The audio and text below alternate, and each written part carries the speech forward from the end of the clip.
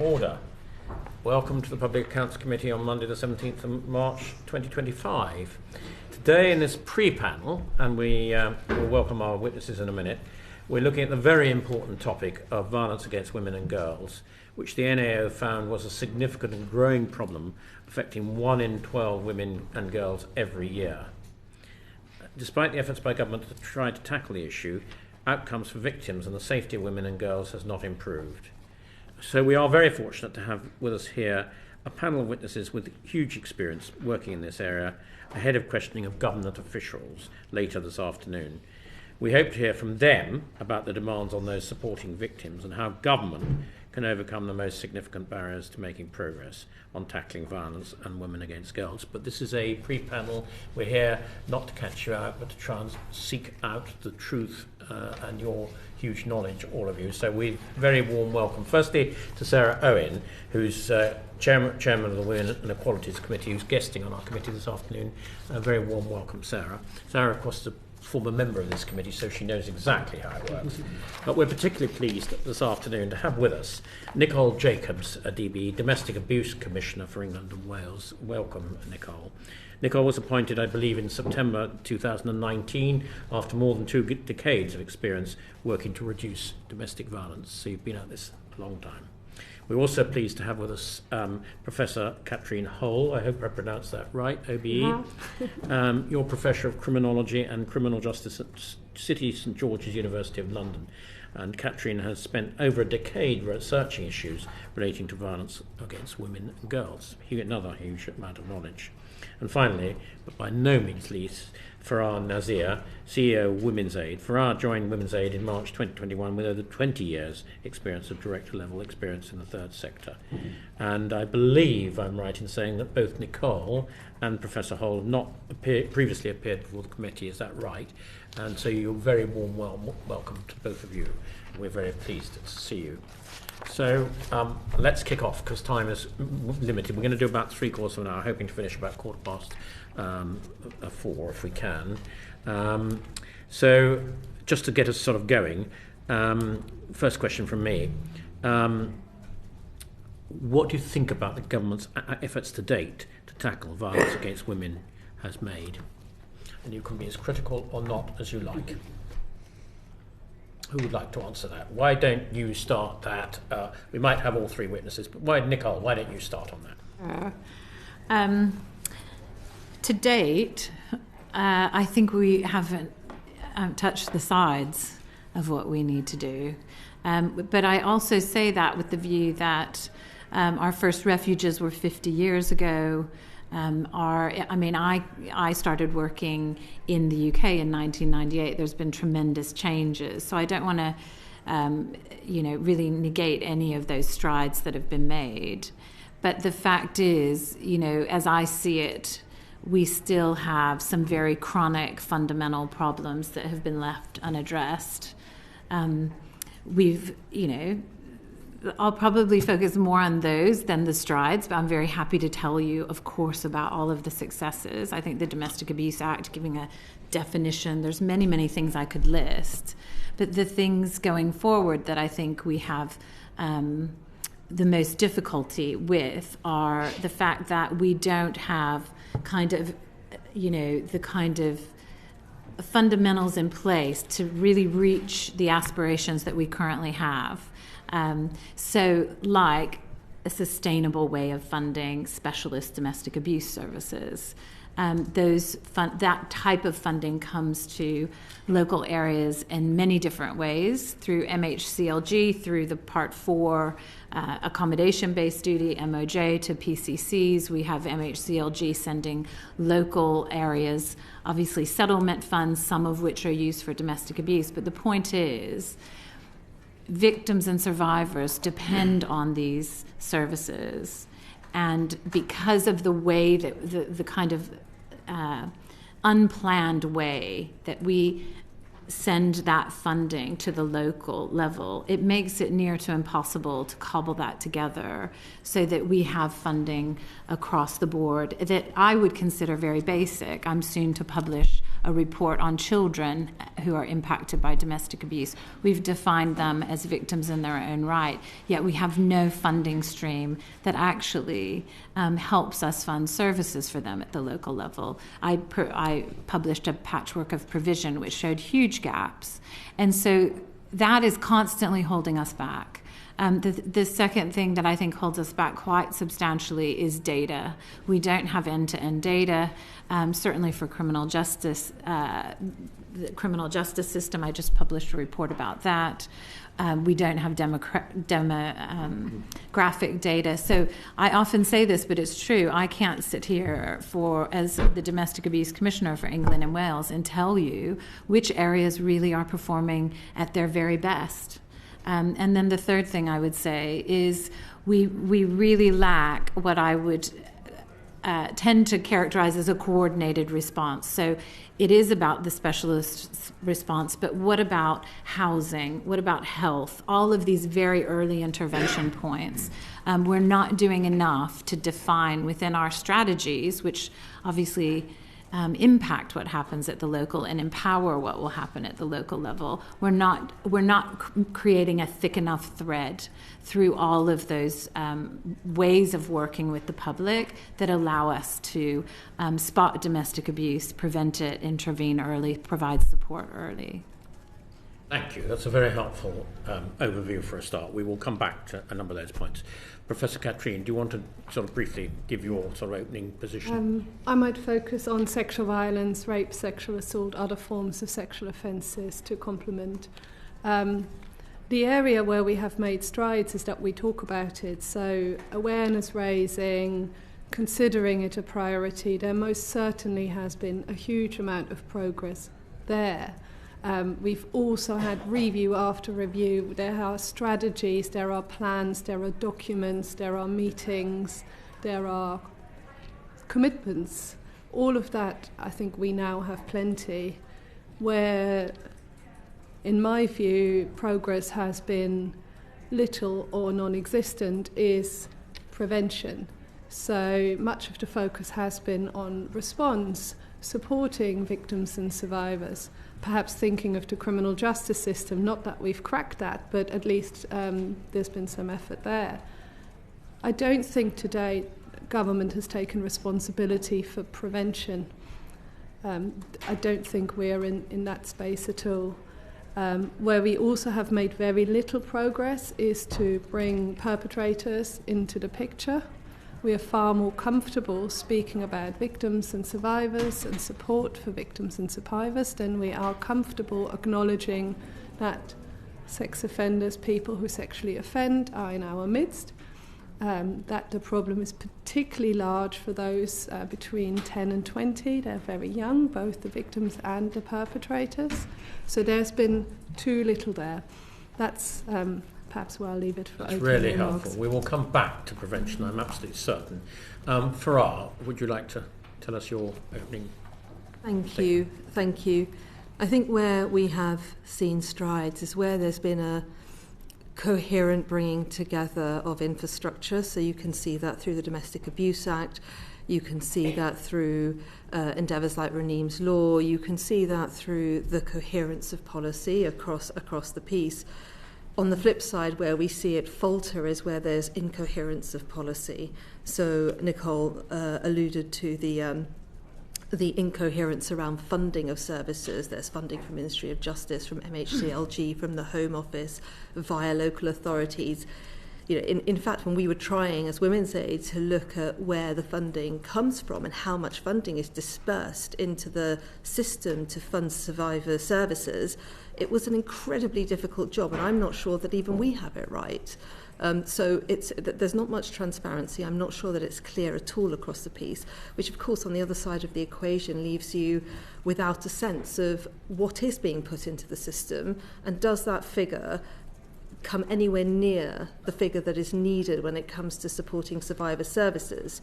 So currently the landscape is that, you know, survivor services are not funded to within 50% of what is needed in order for sustainable, viable survivor services.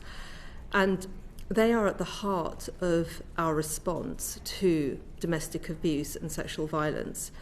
if a person hasn't got a place where they can dock in to keep them safe, you will not get them pursuing criminal justice outcomes. You will not get them engaging in prevention. And prevention isn't just about younger people, it's also about the prevention of reoffending, of further harm. So that will not happen.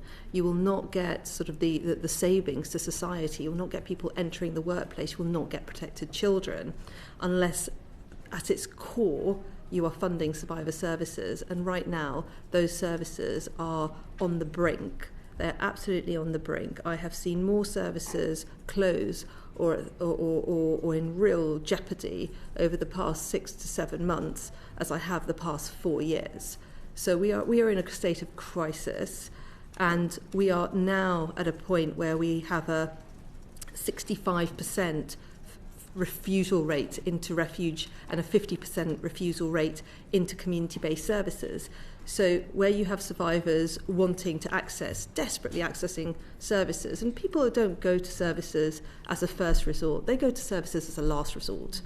So they are at a point of crisis generally, and we're saying no. So we've got, in the current equation, we have no way of even beginning to address this issue. Thank you, Farah. Thank you all of you for your candid answers. It's really helpful. So we'll now turn to one or two other specifics and ask Sarah Owen to help us, please. Thank you, Chair, and thank you to PAC for allowing me to guest today. So my question was around significant barriers. You've already talked about a lot of those. Nicole, you talked about data, funding, a lack of coordinated response. Farah, you said about refuge spaces and transparency. And Professor, you talked about prevention, particularly from a perpetrator perspective. How can government best overcome some of these issues? And is there one that you think that should be prioritised? Because obviously there will be competing priorities going forward. Which ones would be your priorities? Nicole, I'll start with you and work through.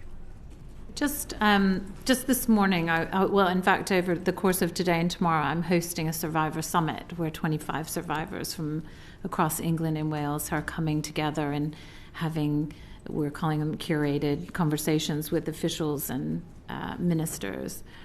And one in our panel this morning was about barriers. And one of the things that really strikes you when you listen to a whole host of quite diverse survivors, male survivors, older survivors, disabled survivors, LGBTQ plus survivors, the very common theme is this kind of, systems that do not work.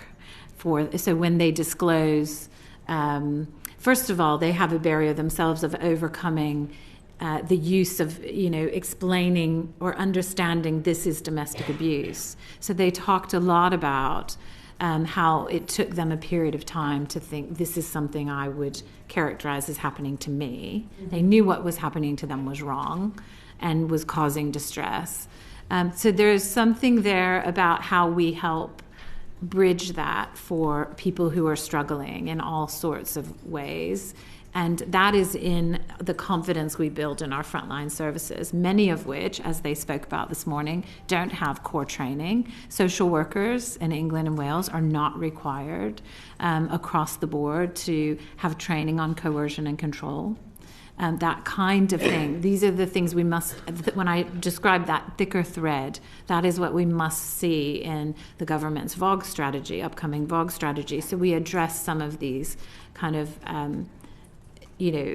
barriers which mean that frontline services who would like to help are really missing so many of those opportunities. And then we have many barriers where victims this morning were describing things that you and I might find unimaginable. The idea that when they called the police, they had such a negative response. When they spoke to a GP, they had such a negative response. We have a lot to build, a concept of what good looks like in these very early points of contact. So victims and survivors have said to me the two most obvious places for them to look for support would be the police, which we assume, but also health professionals.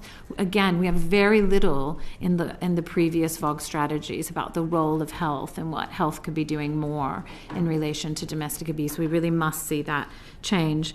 And then I'd say the third kind of thing that was mentioned so much this morning was the kind of intersectionality. So the fact that we haven't defined honor-based abuse.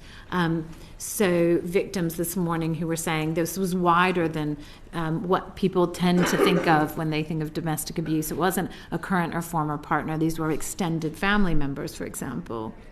So one of their huge pleas to government was we must define honor-based abuse, so we then start to have, build our practice around an agreed definition, just as we have in the Domestic Abuse Act, and how much services that are by and for really impact those who are the most vulnerable. So disabled victims this morning, LGBTQ plus victims this morning, were saying they really, it was an absolute change to their life coming into contact with services that they understood could immediately understand the context of their life much more easily. And yet these are the smaller charities often that are the least likely to be successful at the local kind of funding arrangement. So I believe we need to have a buy-in for kind of a way to plan for these services regionally, nationally, so that we have some service provision obviously planned at the local level, but government could play a much greater role in helping the kind of capacity building, technical assistance to make sure that we have some of this provision across England and Wales, because those are people who are often the most vulnerable. Thank you very much, Nicole. I'm going to have to slightly sort of speed this up.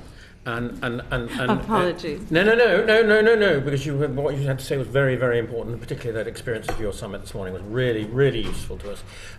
What I want really is, we've got a lot of questions to get through. Really is perhaps one question with one person, whoever's the best to answer it. But Professor Katrin, if you've got a quick on this particular question. I have two very brief ones. One is absolutely data. Without data, you have no idea how much sexual violence, for example, is. You have no idea what's working. Operationally, we cannot track people through the system. We know known perpetrator, repeat perpetrators account for a huge amount of harm, account of huge amount of use of courts and so forth. Absolutely data. Without improving the data, I have no idea how anything else would work. And secondly, the second barrier I would wish to see tackled is really going after big tech companies properly. The Online Safety Act, as of today, is actually a significant day, because yesterday the deadline ran out for these big tech companies to assess whether they have illegal contents on their web pages. And as of today, they would have to remove it. I barely see anything in the news. There is no strategy to make people aware that actually the law should protect them better. So those two things I would see as huge barriers if we don't get the data in place, and if government doesn't go after big tech. I see very little can move in terms of really shifting anything in this area. Farah. Very, very briefly, I think recognising children as survivors in their own right. Currently, there's very little provision out there for children, and children services mainly are not commissioned through local authorities. They're just sort of services find money here and there to put them on, so they're fragile, vulnerable, unsustainable, and they've been the casualty of this latest funding crisis. The second is actually just funding services appropriately so they can respond to demand and to need. And the third is a recognition that there isn't a silver bullet. There isn't sort of one law or one announcement or one intervention. We truly need a whole system response. So where a survivor is engaging with health services, education services, going to the police, engaging with the criminal justice system, all aspects of the system need to recognise domestic abuse and sexual violence, need to be trained around it and need to engage with it, need to have professional curiosity around this. And I think it would be naive to assume that simply putting on training, putting on interventions makes a difference, because there are so many barriers to many of these institutions even recognising the need for training, feeling that they need to get engaged with this, or that training would make a difference to them, because very, very often they don't engage. Thank you very much, Farah. Actually, thinking about what you said, Professor Katrin, listening to the day programme this morning, all we heard was some leader of one of the tech companies saying that he couldn't stand the possibility of being fined up to £18 million, and he was leaving the sector. Not about how he was concentrating on taking any illegal content down. So we should all say from this committee this afternoon, loud and clear, if you've got illegal content on your platforms, please take it down as soon as possible. So thank you very much for that. Anna Dixon. Yes, thank you, Chair. So I'm going to pick up with Farah. You spoke very clearly about the pressures on your members, and I spoke to my local Bradford rape crisis recently and very much understood some of those pressures on the organisations that are supporting victims. But how have the demands changed in terms of the demands for those sorts of services, and what do you think is driving those changes? The demand is as high as it ever was. Demand has become more complex since COVID, so cases remain more complex. People have lived in circumstances that are very challenging for longer periods of time. Funding has become more volatile within services, which often means that services are hemorrhaging staff, very experienced staff. So actually having that continuation in order to support survivors is very, very hard.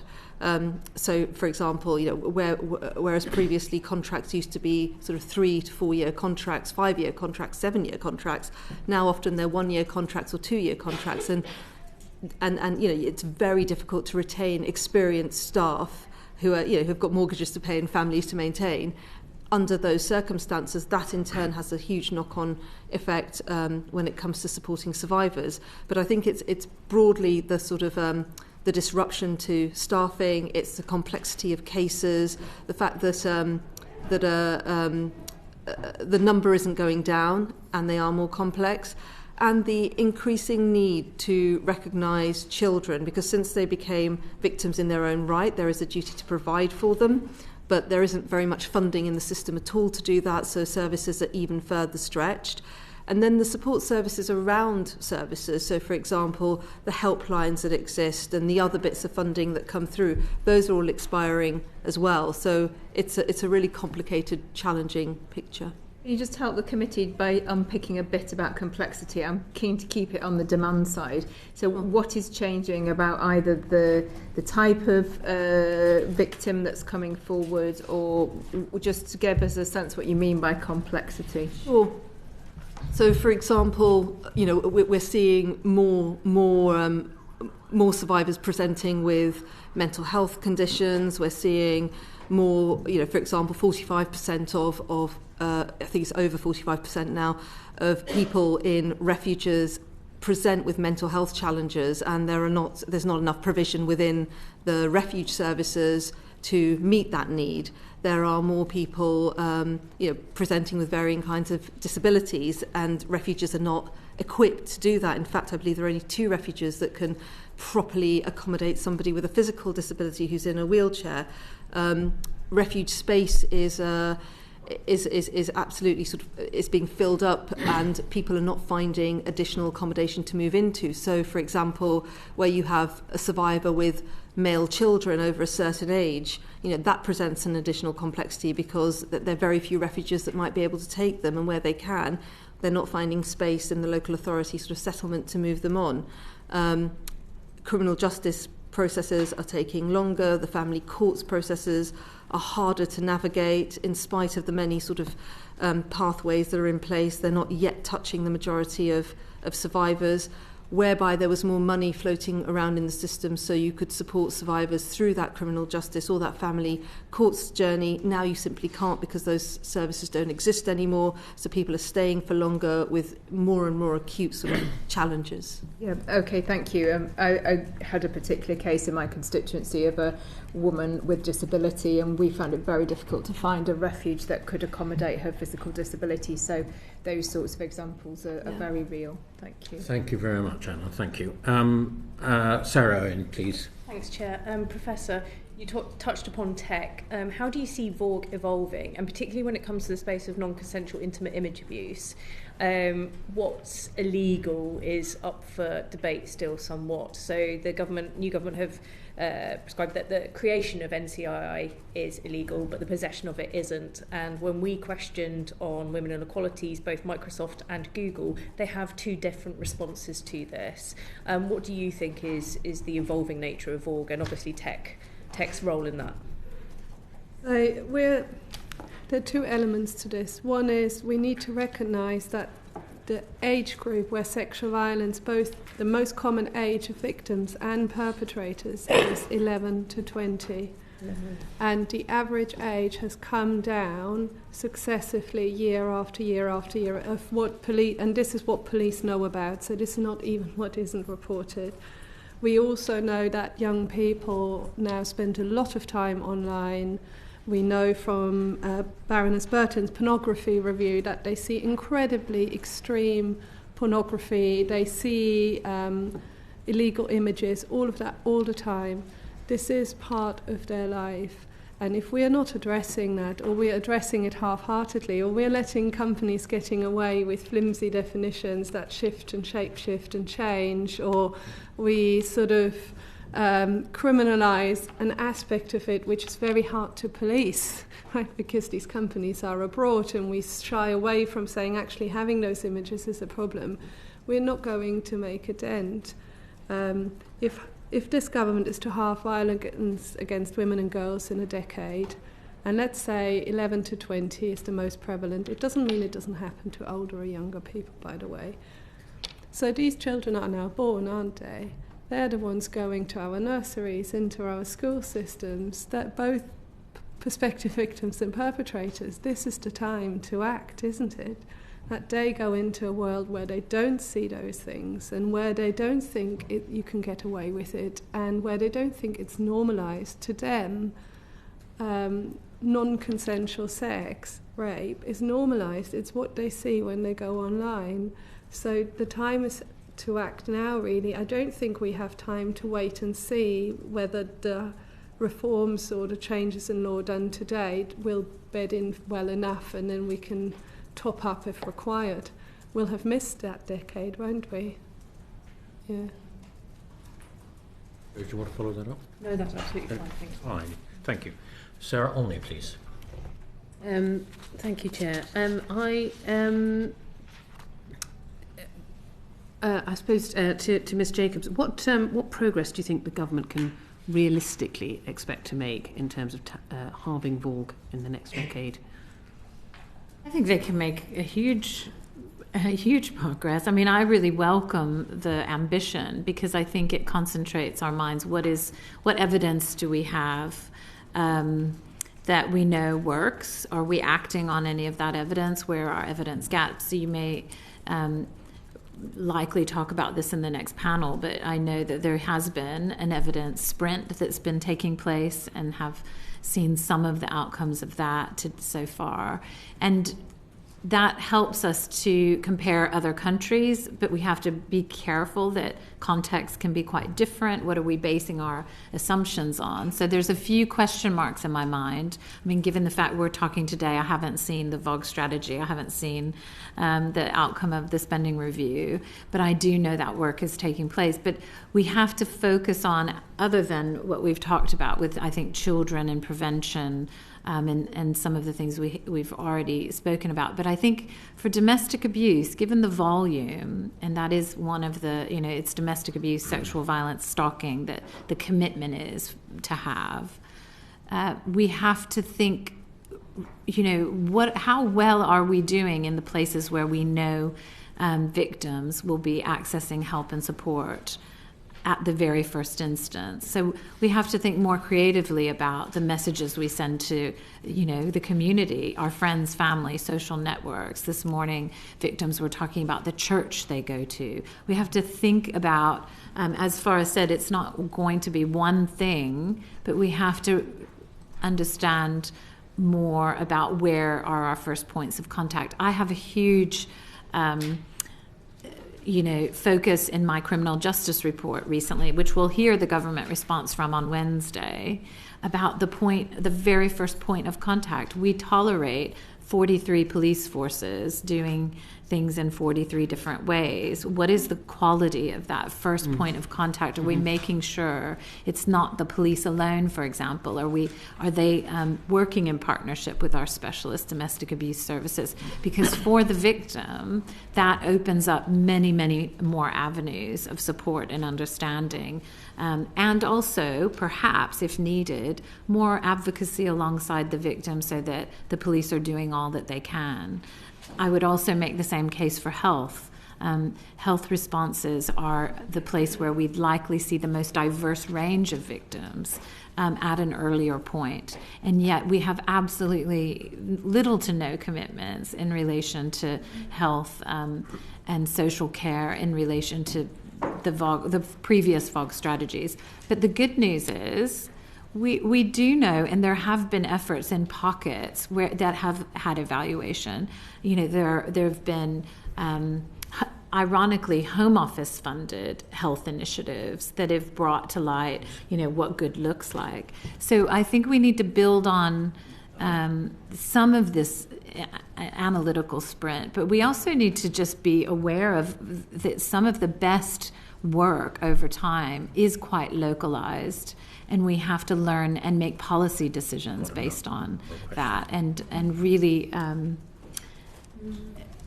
understand the shift that we need to take across all government departments and the kind of resource if we really want to have violence against women and girls. There are ways to do it.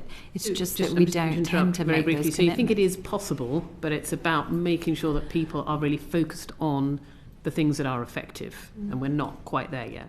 If I could just summarise what you said. But do I think it's possible in 10 years? I think some of the prevention, you could arguably say, is absolutely has to be prioritised. Whether we'll see that direct effect within 10 years, hard to know. That doesn't mean we wouldn't want to do it. I think there's some ambitions for the government, but they have to really look critically. For example, if we were able to improve our criminal justice response, how does that measure up with the pressures we know already exist? The lack of prison places, the fact that we don't know what good rehabilitation and management in the community looks like for perpetrators of domestic abuse. There is a lot about the kind of collective ambitions across government that are not adding up just yet. That doesn't mean I don't want to do everything and have this investment, but it does. There's a lot to work out and work towards. I guess what we're trying to say in each of our own ways is there are chronic failures over many years that have just not been addressed. Data, the kind of foundations of our strategy to fund, those are things that must be addressed in order to get us anywhere close to that having of VAWG. Thank you very much, Commissioner. Thank you, Sarah. Anna Dixon. Yes, you've mentioned the need for data. I'd like to just come back to this point about the evidence base. And in particular, I think then, Nicole, you were suggesting there's been some evaluation, but on really critical issues like rehabilitation, that there isn't really a good evidence base. What do we know and should be doing everywhere, and what more do we need to do to fill the gaps in terms of what your priorities would be for evaluation? And I'll go to the Professor first. Thank you, Katrin. Thank you for giving me the evidence question. What do we know? What do we not know?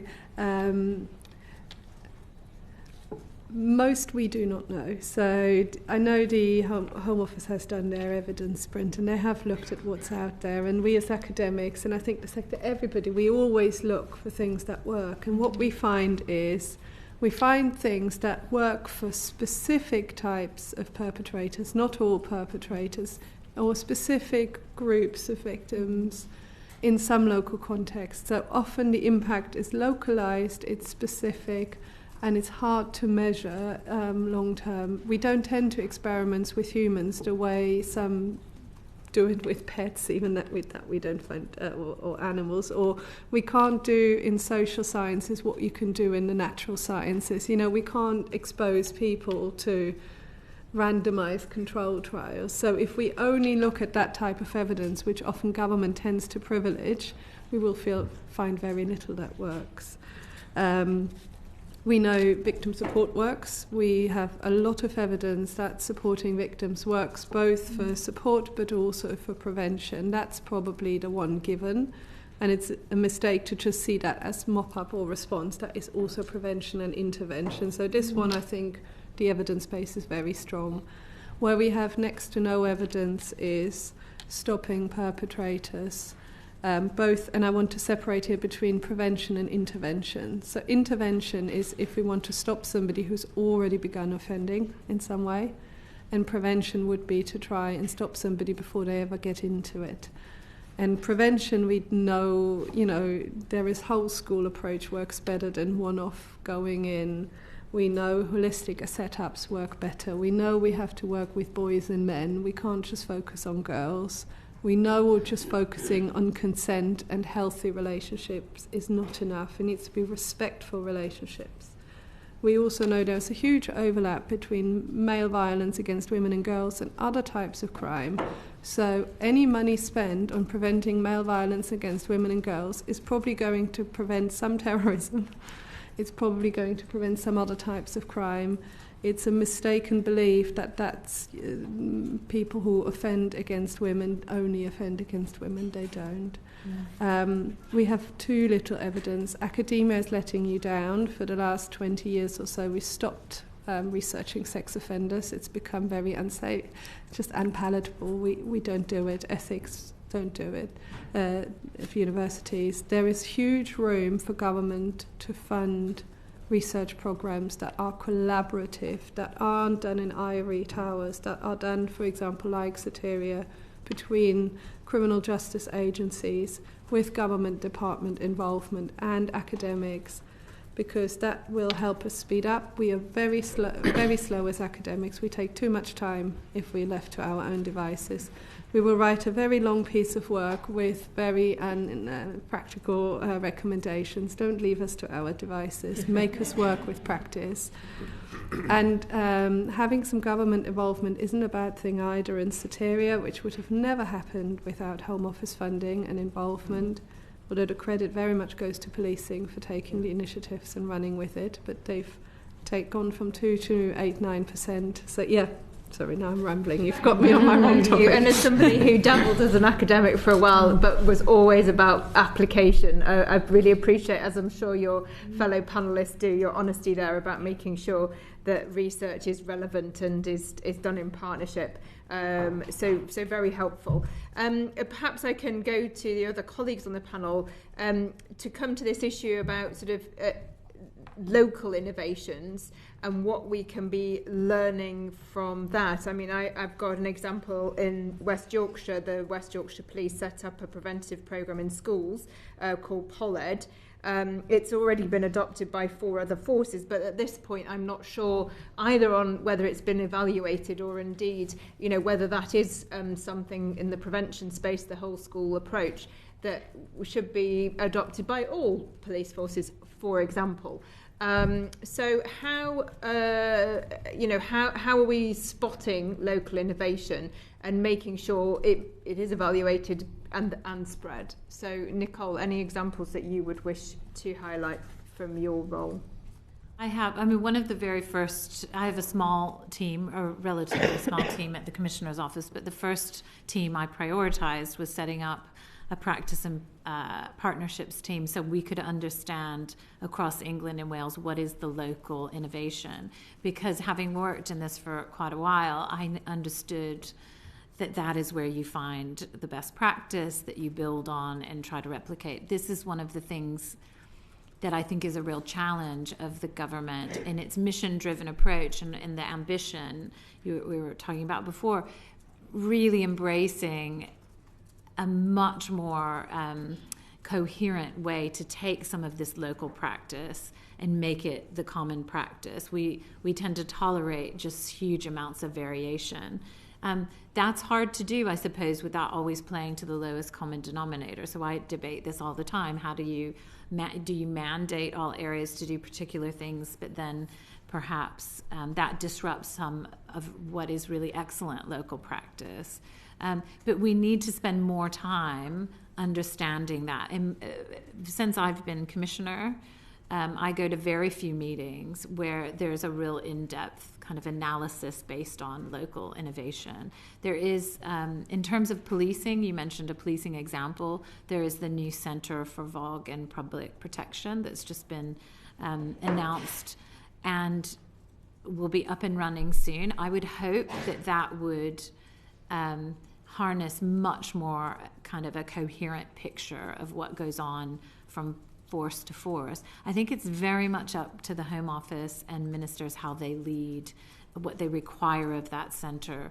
What I see often is lots of efforts maybe from policing where they bring together or highlight practice, but very little in saying we will now expect every single force to do. You could pick so many things, disclosure schemes. You could think of so many examples where we've given tools and created legislation, created options that get implemented in a very haphazard way.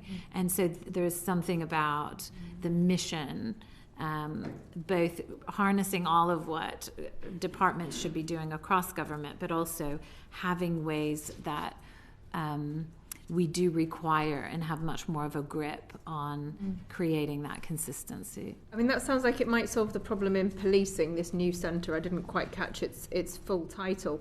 But obviously, there's lots more, given we've just said it needs to be cross-departmental, across health and education and so on.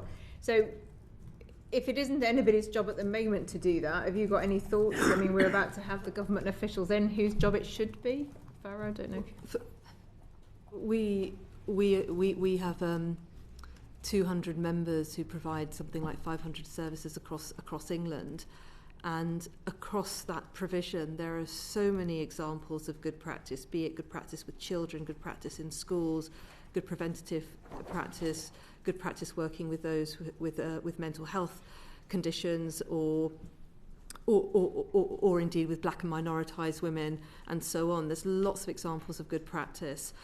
The vast majority of those examples are bred of sort of innovation, experience, an opportunity, and they're cohered into something that makes a difference within that context. What they don't have attached to them is the sort of the funding that's needed to evaluate and then think about scalability and replicability. That's not there. So I think there is a desperate need to support real thorough interrogation of what these interventions are and how replicable and scalable they are, and then cohere them into something that could actually make a difference to the landscape at large. But many of these things are, they come from the bottom up, so they just don't have that kind of funding attached to them to actually interrogate them in the way that you're describing. Okay. Thank you. Thank you very much, Anna. Well, our time is almost up. So I'm going to ask each of you what we haven't covered, because that's really important, and I think you've been warned that I would ask that. I have 3 questions within that, and any of you can address any of these, but probably not all of you addressing all of them.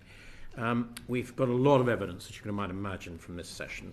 The Gender and Tech Research Lab tell us the absence of a consistent definition for VAWG is critical in the context of technology-facilitated abuse. I don't know what you think about that. And they actually recommended 2 things, helpful things: establishment of a specialist tech abuse helpline and task force to improve service access.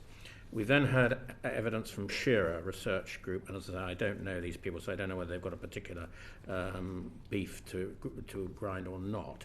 But they say in the family courts, highlights the institutional sex gender-based violence within family courts in England. Some of the above abuses are enacted by court actors such as legal and social care professionals, with these abuses being under-recognised in the family court. I don't know whether that's a problem or not.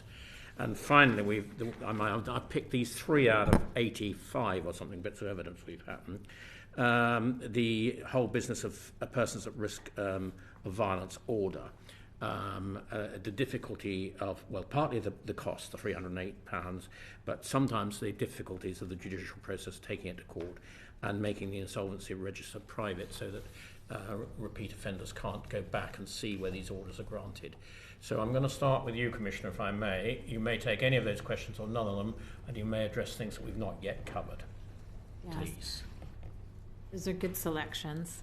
I suppose my real hope for the next VAWG strategy, and what I would want to hear from the next panel, is how we will have in the VAWG strategy a very significant kind of thread, convincing thread through all of our government departments, what education is doing, what health will be doing, in these much wider programs of work in government. I feel like that is where we could make the biggest headway to have the systemic change I was describing earlier. So within reforms of children's social care, within women's health strategy, there's so many opportunities that with kind of ministerial leadership, you direct and make sure you're opening up so much more that could be happening and highlighting domestic abuse. And then, of course, having the kind of innovations that Farah was just describing, having some additional funding. But my biggest concern is the funding for the specialist services is kind of everywhere but nowhere. So you can have each department in an ideal world doing the most amazing part, playing their part of the VAWG strategy, but we've got to have a coherent understanding across government departments of these kind of fundamentals we started off with today. Of the things you mentioned, I would just say about tech, please, domestic abuse I do think it merits some very different thinking in relation to what we expect of the Online Safety Act, because the nature of it is can seem so benign to us. A perpetrator posting a picture of your front door, that is not an obscene image. But to the victim of domestic abuse, that is a way to say, I know where you live, all that effort you just made to uproot your entire family, I know. And we need, from DCIT and from the VAWG strategy, ways that we equip. Who are the first people victims will talk to about that? They'll talk to the police, so we need that to be covered very well. They'll talk to the members that Farah represents, and they have very little funding, again, for that kind of advice. So those would be my final pleas to the committee. Thank you. Really excellent. Thank you. Professor. I have two. One is, there is obviously the VAWG strategy that's about to be published, apparently, and then there is separately a tackling child sexual abuse strategy. Why are they separate? There is such huge overlap in the two, so already silos are beginning to emerge. So one would be to really, and I think Farah has made the point excellently throughout about children, we do need to think of them too. We can't drop the girls and just in violence against women and girls and boys. The second is a plea for innovation. Nothing we already know will shift the dial. In Australia, the area of Victoria has done a huge program. They were where the government here is today, 10, 15 years ago. They've done a huge program investing in prevention, investing in gender equality. And 10 years on, they're not sure it worked. They feel some of it has worked. There's more awareness, there's more better attitudes, but has VAWG reduced? No. So I think unless we are very bold and we are willing to invest in innovation, halving it in a decade, or now 9 years left, like halving it in 9 years isn't going to work. And then maybe a 1/3, which is about responsibility. Do you want to ask a question? No. Well, I'm trying to control it. We're over time now, and otherwise the government session will go on. Yeah. So responsibility. Someone asked earlier, who should be responsible? In the past, perhaps sometimes plans were not ambitious enough. But if you make it so ambitious and the time frame so long, there is such a good chance that no one who's in charge now will be held responsible for whether they delivered when it comes round to check. So what are the interim milestones to see whether we are on track with this? And who is actually responsible? Are we hoping that somehow the Home Office has enough muscle to sort of convince other departments who are all being squeezed to part with money for something that's not their priority?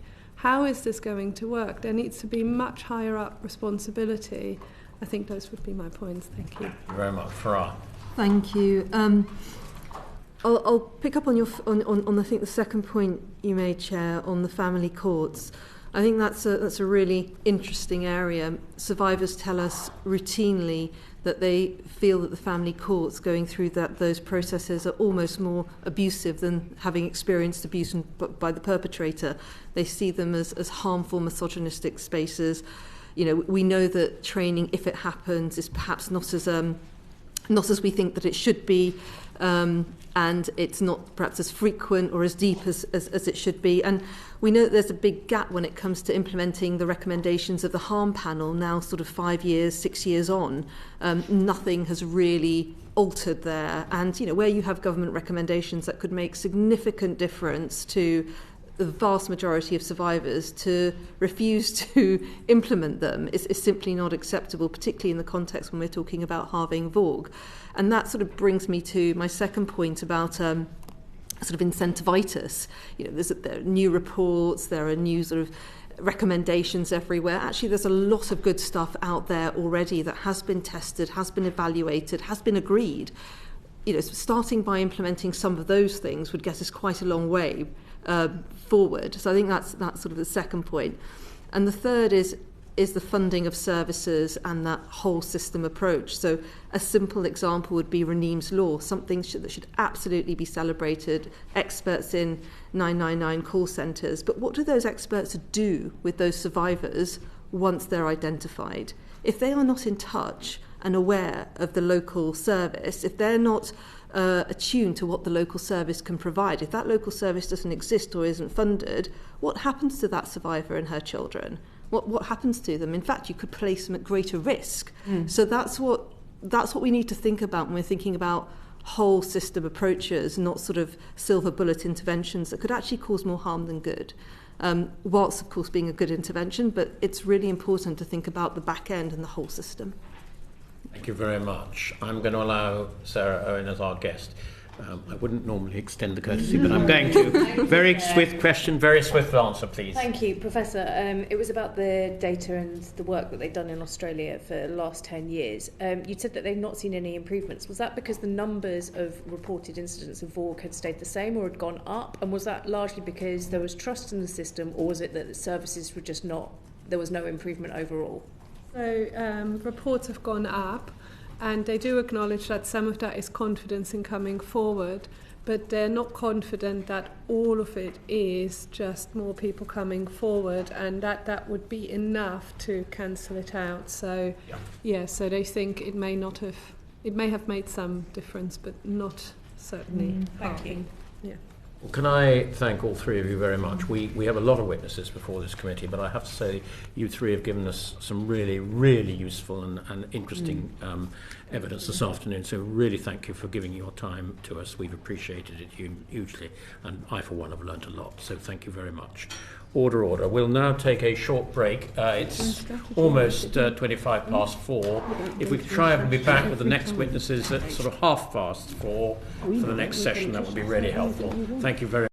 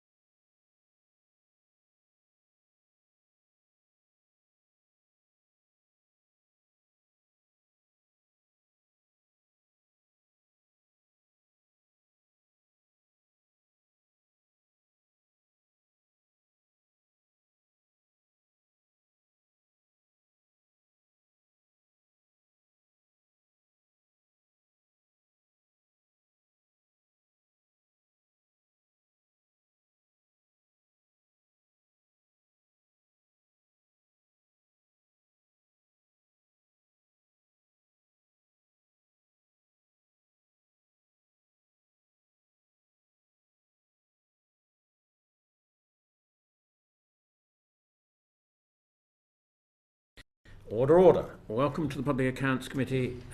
We now continue into our main session. Violence against women and girls is a serious and growing problem, causing significant harm with long-term impacts on victims. It's estimated that 1 in 12 women are victims of violence against women and girls each year, although the actual figure is probably much higher. More than 1 in 4 women will be victims of sexual assault or attempted assault in their lifetimes. The Home Office leads the government's work to address violence against women and girls, although many other parts of government need to be involved to achieve real progress. Efforts to tackle this issue have not yet been successful in improving outcomes for victims or the safety of women and girls. The new government has set an ambition to halve violence against women and girls in the next decade. So I would warmly like to thank all of those who submitted evidence to this inquiry, about 85 people, I think, which has been very useful to the committee. We've just heard from an excellent panel of witnesses some of the challenges and barriers to tackling violence against women and girls. We will now be hearing from officials about how they're planning to address some of these issues to make real progress in tackling violence against women and girls and meeting government's ambitions. I should just say, before we go on, anybody who's here or anybody who's listening to our proceedings, if anyone's been affected or upset by any of the issues we've been discussing, there is a full list of organisations at the back of the NAO report who may well be able to provide help. So we're very pleased to have this afternoon our witnesses with us. Sir Matthew Rycroft is a seasoned appearer before this committee. You've been Permanent Secretary since 2020. And I think this is probably your last appearance before the committee. So may we thank you very much for all you've done. You've been before this committee a lot. There have been a lot of controversial issues. You've answered our questions with good humour and frankness. So thank you very much for that. Next to you is Professor Richard Clarke, Director General for Safer Streets and Public Safety, and you returned to the Home Office in 2024 following 6 years at the Department of International Development. We're also pleased to have from the Department of Education Justin Rushell. Justin was appointed to this role in 2023, having previously been HM Chief Inspector of Probation. I should say Justin is the Director General of Families at the DFE. And we also have from the Ministry of Housing, Communities and Local Government, Emma Payne. Emma, welcome. Emma joined MHCLG in 2022 to lead Homes for Ukraine programme. And rather at the last minute and standing in very quickly, we're very pleased to see Talitha Rowland from the Department of Science, Innovation and Technology. Talitha is the Director of Security and Online Harms, and I'm sure we'll be examining some of those issues this afternoon. So a warm welcome to Richard and Talitha. I believe this is your first time in front of this committee, and you're very welcome here. And I would also like to welcome our guest member, Sarah Owen, who's Chairman of the Women and Equalities Committee. You're very welcome, Sarah, and of course you're a former member of this committee, so you are well seasoned in how this committee works. So without any further ado, I'm going to ask Sarah Olney, please, to start us off with our questions. Thank you very much, Chair. Good afternoon, panel. The prevalence of domestic abuse against women has fallen in the last decade from 9.2% to 7.4%. But over that same period, incidents of rape and sexual assault against women and girls has increased almost fourfold, from 34,000 to 123,000. So, Sir Matthew, I wonder if you could give me the Home Office's assessment of its own sort of sense of satisfaction with what it's been able to achieve to date in tackling violence against women and girls. Thank you very much, Ms. Olney. Thank you, Chair, as well, for the welcome this final time. And as you can see from the panel, this is a joined-up approach from the government, involving the 4 departments represented here and many others as well. The figures are horrifying in terms of the damage done and the volume of incidents of violence against women and girls. And it's quite right, I think, that this government has chosen violence against women and girls as a central pillar of the Safer Streets mission, with a very ambitious target to halve violence against women and girls over the next 10 years. I don't think that anyone looking at the figures that you have identified would feel anything but determination to redouble our efforts to make sure that the sector, some of whose members you've just heard from in the previous panel, that policing, that the whole of the criminal justice system, but also the whole of the wider system of prevention, including education, represented here, health and many others all come together to do a genuinely cross-societal effort to tackle violence against women and girls. Thank you. But I mean, just in terms of the your sense of satisfaction, as I said, does it trouble you how much rape and sexual assault has gone up in the last 10 years?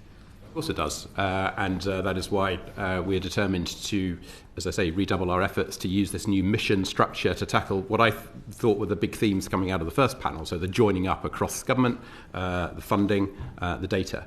All those three things were themes, I thought, of your first session, and all of which the government absolutely accepts as areas where we need to be doing better, and that is precisely why the Safer Streets mission is putting this at the heart of its priorities.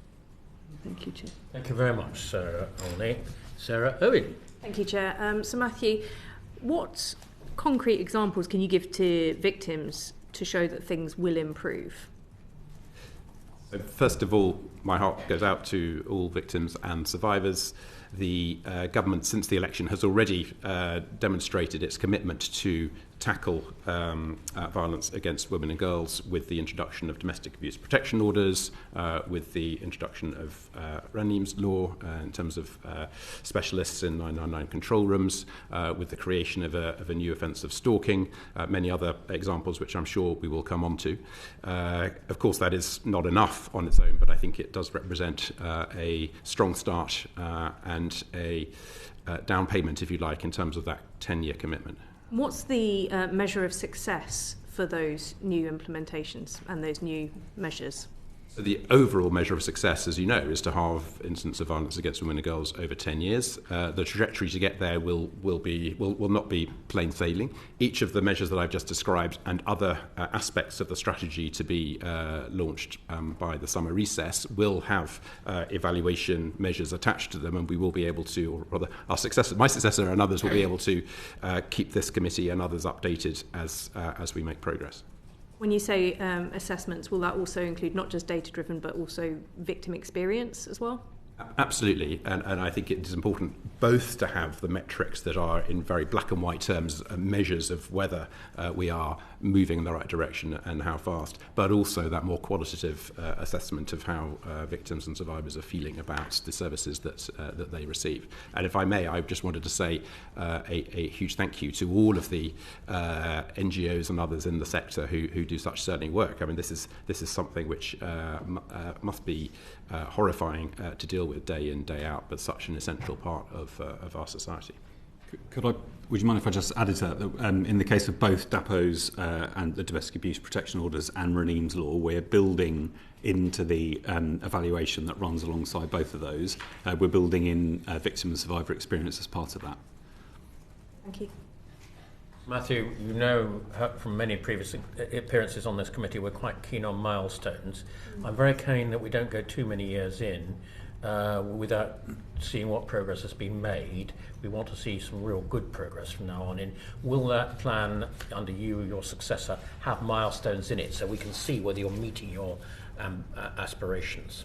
It absolutely will, and this is a really important part of getting the Safer Streets mission up and running, not just on this bit, the violence against women and girls bit, but also the knife crime bit, and then the other parts which are, as you know, the improvement in trust and confidence in policing and trust and confidence in the criminal justice system. Those are the four pillars of the strategy. They all require metrics, they all require very frequent reporting back to this committee and to others, and that is what you will see. We have on this bit spent the first 6 months deliberately working out where does the evidence point. So this government in September set up an evidentiary sprint, which is coming to an end 6 months on, and we'll be publishing the findings of that alongside the violence against women and girls strategy before the summer recess.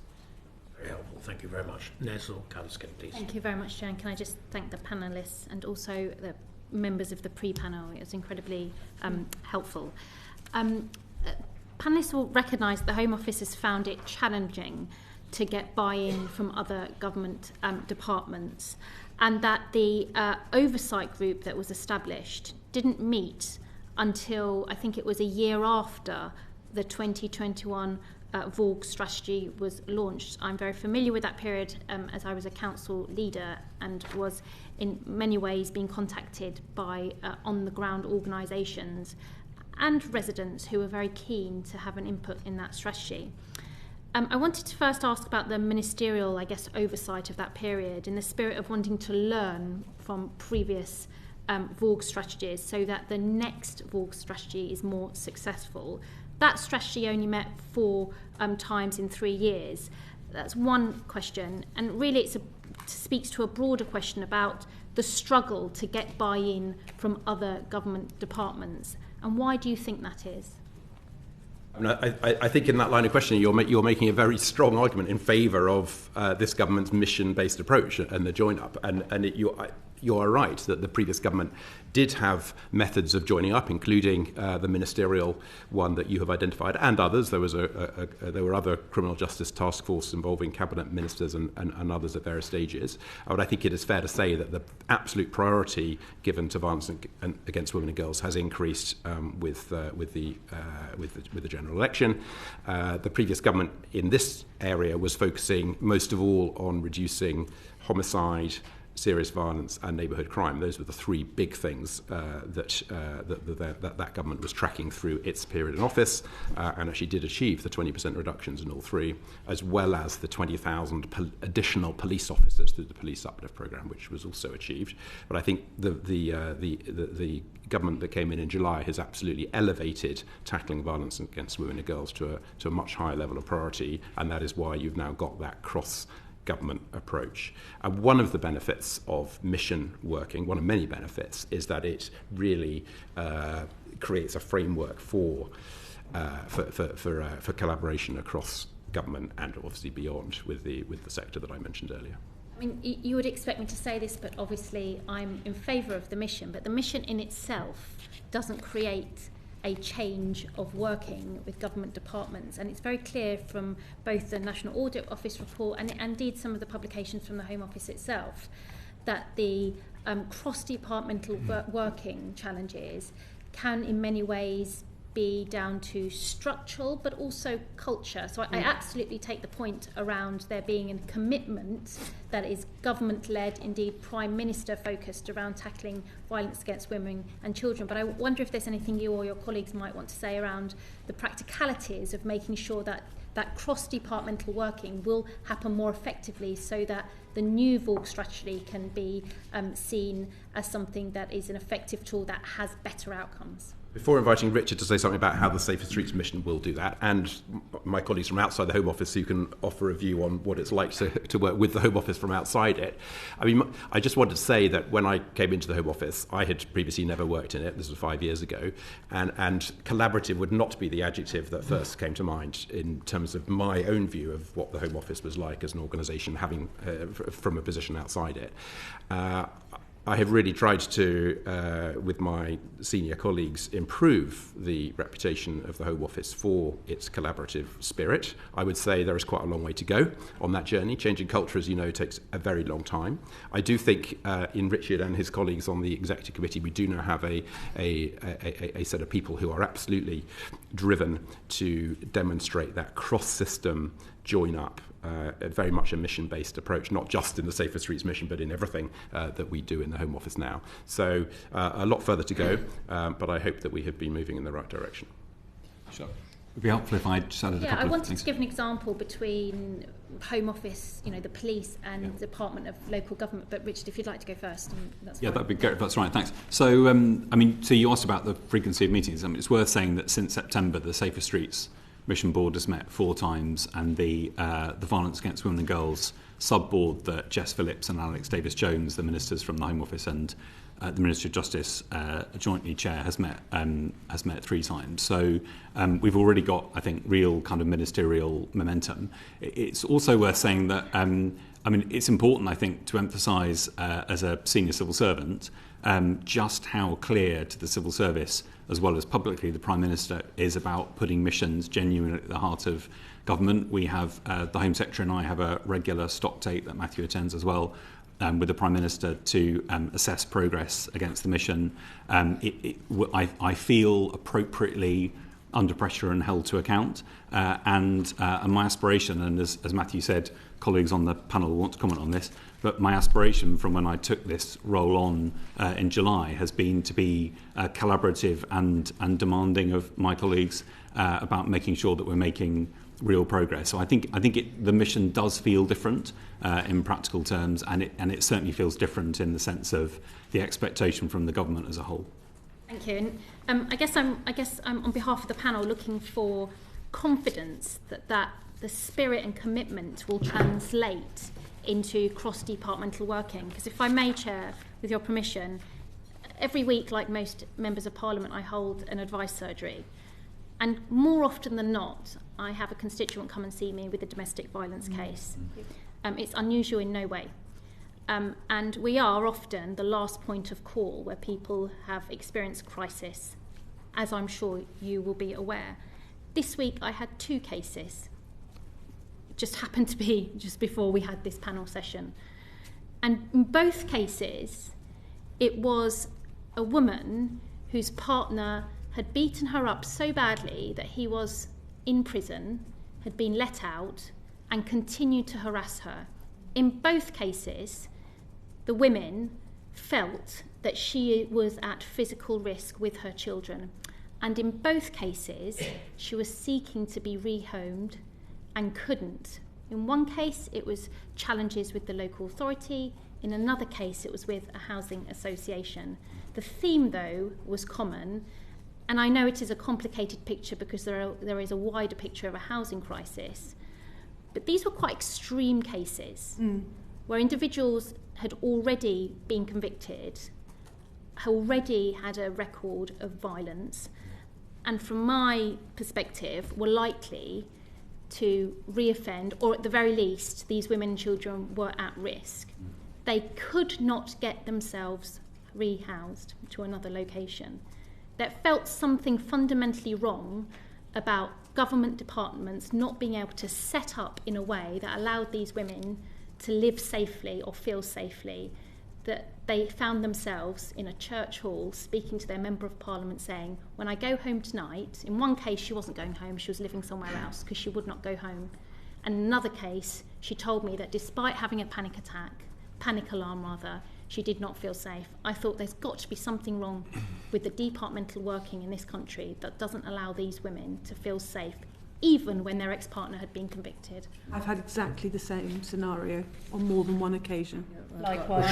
Should we allow... I just wanted to give panellists the opportunity to talk about those two things. Should we allow Sir Matthew to ask that first? Then I think perhaps we ought to go to Emma Payne, MHCLG, after that. Thank you, Chair. I was going to suggest that Emma should answer the housing and local authority aspects of the question, but I mean, I'm really shocked and saddened to hear those examples. And if there is anything that you would like us to follow up with offline, then obviously we will follow up after this hearing. But Emma. Thank you. And similarly, I'm so sorry to hear about that example and very happy to follow up. I mean, in terms of the housing situation, there is a duty on local authorities to support victims of domestic abuse in safe accommodation. That duty came in 2021 in the Domestic Abuse Act. And since that point, MHCLG makes funding available to local authorities to support victims of domestic abuse in that safe accommodation. There are a range of other things that local authorities have to do as part of that duty, including setting up a local partnership board, which brings together police, Tier 1, Tier 2 representatives, specialist services, kind of a range of different kind of partners in the community. And that partnership board assesses local support needs and needs to publish a strategy and then make available support in line with the strategy. So that's the kind of duty that is in place, and funding flows out from MHCLG to local authorities. That funding has increased year on year and is being uplifted again into 25-26. There are also requirements around homelessness support and social housing access, which I can go into in a bit more detail if that would be useful. So there's a range of different steps that local authorities need to take to support victims. Ms Payne, is it your understanding that that is what is routinely happening? Because I promise you it isn't. Yeah, so our understanding is that it is happening in the majority of cases, but you've obviously raised some examples, and it sounds like other committee members have got examples where it isn't. We collect data, we collect mandatory data on an annual basis from local authorities to understand what is happening. That data is published. We're also in the process of carrying out a full evaluation of how that duty is working. That evaluation is due to report this spring, so that will give us fuller qualitative and quantitative evidence of how that is working on the ground. And I'll stop there, Chair, but I will just finish by saying I hope you take good note of what the Local Government Association has said in this space, because the duties that you outline is not happening across the country. Local government does not have the capacity to do that. The examples that I've given are unusual in no way, and if it's not just about a capacity issue, there is something around the culture of a holistic approach to tackling this. So one of my pleas would be that the new VAWG strategy allows there to be flexibility and cross-departmental working that is far more effective, so that women are not having to go to 100 front doors and can just go to one. Thank you, Chair. So perhaps, Emma, you could sort of tell us what you need from the Home Office as the MHCLG, to produce a holistic strategy for violence against women and girls. And I'm going to ask the same thing to Justin Russell in a minute, and maybe even to Talitha Rowland. What you need as a joined-up strategy from the Home Office to be able to make this whole thing work better. Thank you. So, I mean, I would just echo what's been said about the kind of cross-government working really is stepping up, and there is a lot of collaboration going on, engagement at official level, ministerial level, so that's really, really positive. We've been feeding evidence and data into the work that the Home Office are coordinating, and we will continue to do that. I think I agree we need to look holistically at what's happening. Also, kind of in local places, we need to look at things holistically too. The local partnership boards that I was just referring to are one way of doing that. And obviously the evaluation work that we're carrying out at the moment will absolutely feed in as well. So I think I would just say, kind of in answer to your question, that collaboration, sharing of evidence, sharing of data, and understanding how things are playing out in local areas feels really, really important. Thank you. Justin Russell, DFE. Yes, I've also seen a step change in engagement on this issue across government. Our ministers attended, I think, 3 cross-government ministerial meetings on violence against women and girls. There's a supporting officials group, which my directors attend as well. I'm seeing very good joint working with the Home Office on initiatives like Operation Encompass, which is a scheme for the police to notify schools about domestic violence incidents. And then on the ground, we're trying to enable different agencies to work together in a better way. So the new Children's Wellbeing in Schools Bill includes a clause to set up multi-agency child protection teams involving the police, health and children's services within statutory partnerships to investigate child protection cases, a significant proportion of which are likely to involve violence against women and girls. So I'm also noticing this change in focus and prioritisation. So, Richard, I'm sorry to bring this back to money, but this committee is very keen on money and how it's spent. The NAO report makes it clear that there are lots of different pots of money in your department and in the various departments. How are you, as the coordinating department, making sure that all the money that government does spend on this difficult and tragic issue is being spent effectively, and how are you evaluating what all the various departments are doing towards a holistic strategy? Well, thank you, Chair. So I see it as my role in part to make sure that we are sharing best practice when it comes to evaluation, and I'm sure you'll want to come back to this as part of the discussion this afternoon, but making sure that we're sharing best practice of what really works well. So the Project Encompass, for example, that Justin just mentioned, that gives that works with schools to make it easier to refer potential examples of domestic abuse, is due. Its evaluation is due to be completed very shortly. For example, something we've been working on together. The spending review that's due to complete in the coming months, I think, is a really important opportunity for us to bring together government in a very different kind of way. When we think about joining up spend, I was in the room listening to witnesses immediately beforehand. I'm very conscious that there are benefits that come from having specific funds that target individual areas, but that this can be a confusing landscape if we don't join up really effectively. So the NAO were right, I think, to say that we don't at the moment in the Home Office have a comprehensive account of exactly what is being spent in every government department. But the approach we're taking to the forthcoming spending review, I am confident, will really shift that. The previous witnesses made a big point about data.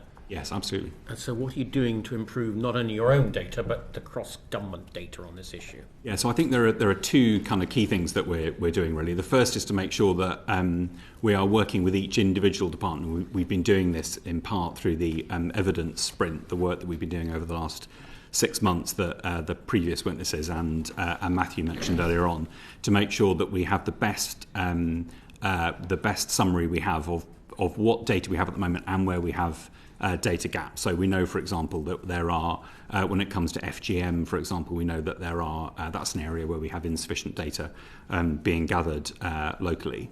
But the other thing that we're doing is some specific work in those places where we think data is the most significant potential barrier, or the absence of joined up data is the most significant potential barrier to delivery. And the best example of that by a long way, I think, is the criminal justice system. So at the moment, it is not possible to track an individual very clearly through the criminal justice system, because we have slightly different ways of categorising individuals. We've been doing some work for the last several months with colleagues from the CPS, from the Crown Prosecution Service, from the Attorney General's Office, and from the Ministry of Justice, and some work that's being co-sponsored by Matthew and his opposite number at the Ministry of Justice shortly to be Permanent Secretary at the Home Office, specifically on how we can join up data more effectively across the criminal justice system as a whole, and we'll be taking that work into both the VAWG strategy and into our approach collectively to the spending review. Presumably that joined up approach, tracking individuals, would actually be of considerable assistance to the police in the types of cases that Nazeer and Rachel were talking about. Yes, absolutely. But it would. But if we were to stop only there, it would not, I think, get at the case that you were describing, or the two very distressing cases you were describing earlier on. In those sorts of situations, the key thing, I think, is for us collectively as government to be thinking about how we put the individual, we think of the approach that we're taking through the lens of the individual experience that a person and a victim, a survivor, a family has, and making sure that we are not presenting as a series of silos, if you like, which is always the risk with government if we don't get it right. Yes, thank you for that.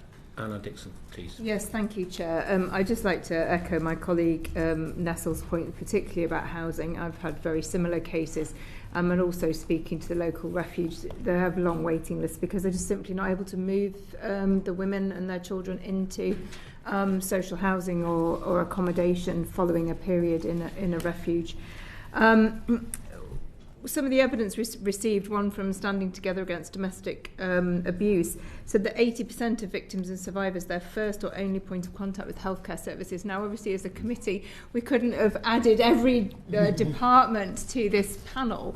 But I did just want to particularly ask, in terms of this cross-sector working, what, from the Home Office's point of view, your ask would be of the Department of Health and Social Care, given that they, and we heard from our pre-briefing panel, have such an important role in, firstly, that first contact, and then supporting victims and survivors at that early stage.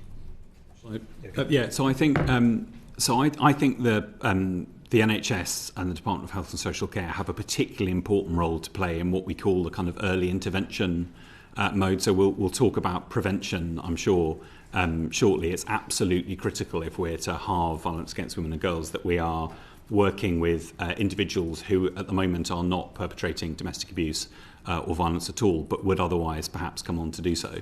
But as Nicole Jacobs, the Domestic Abuse Commissioner, has said to me on multiple occasions, we know that one of the most common places that victims and survivors of domestic abuse will first, the place where they're most likely first to raise a concern about the very early stages of domestic abuse will be, for example, to a midwife or a health visitor or to a general practitioner.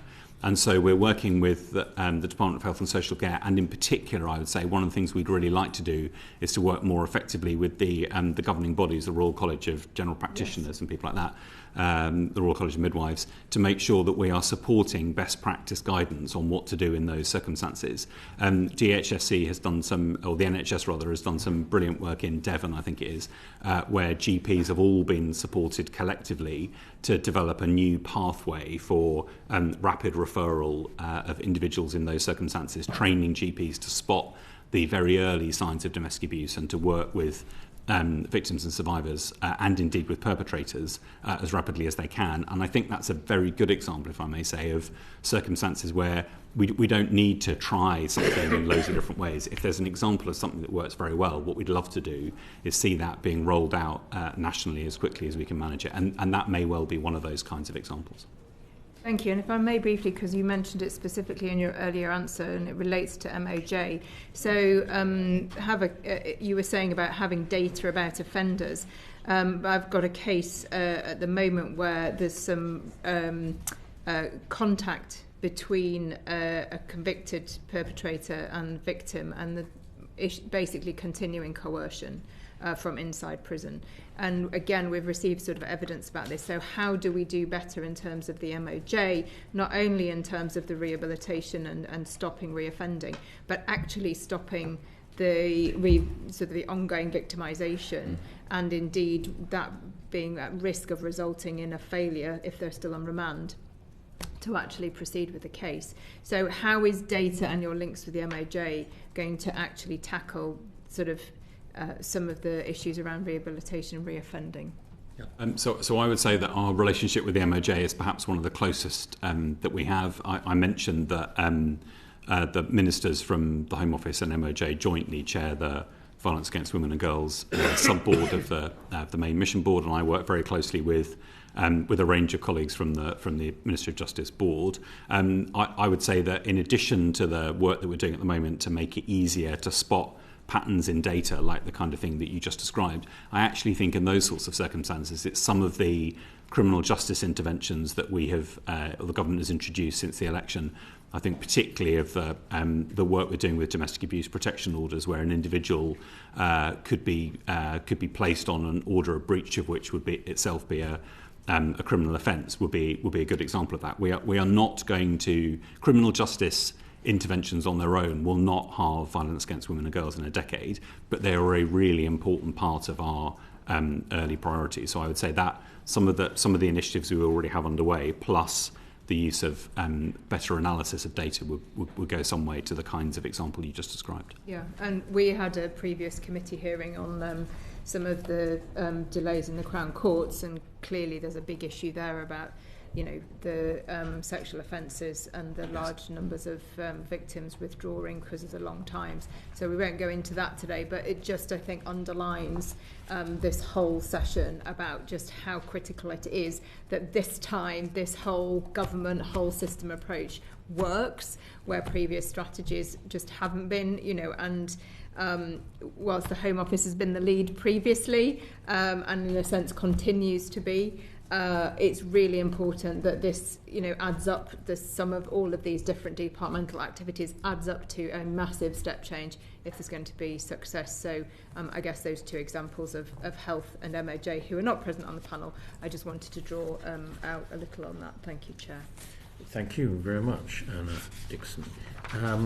Let us go next to Sarah Owen, please. Thank you, Chair.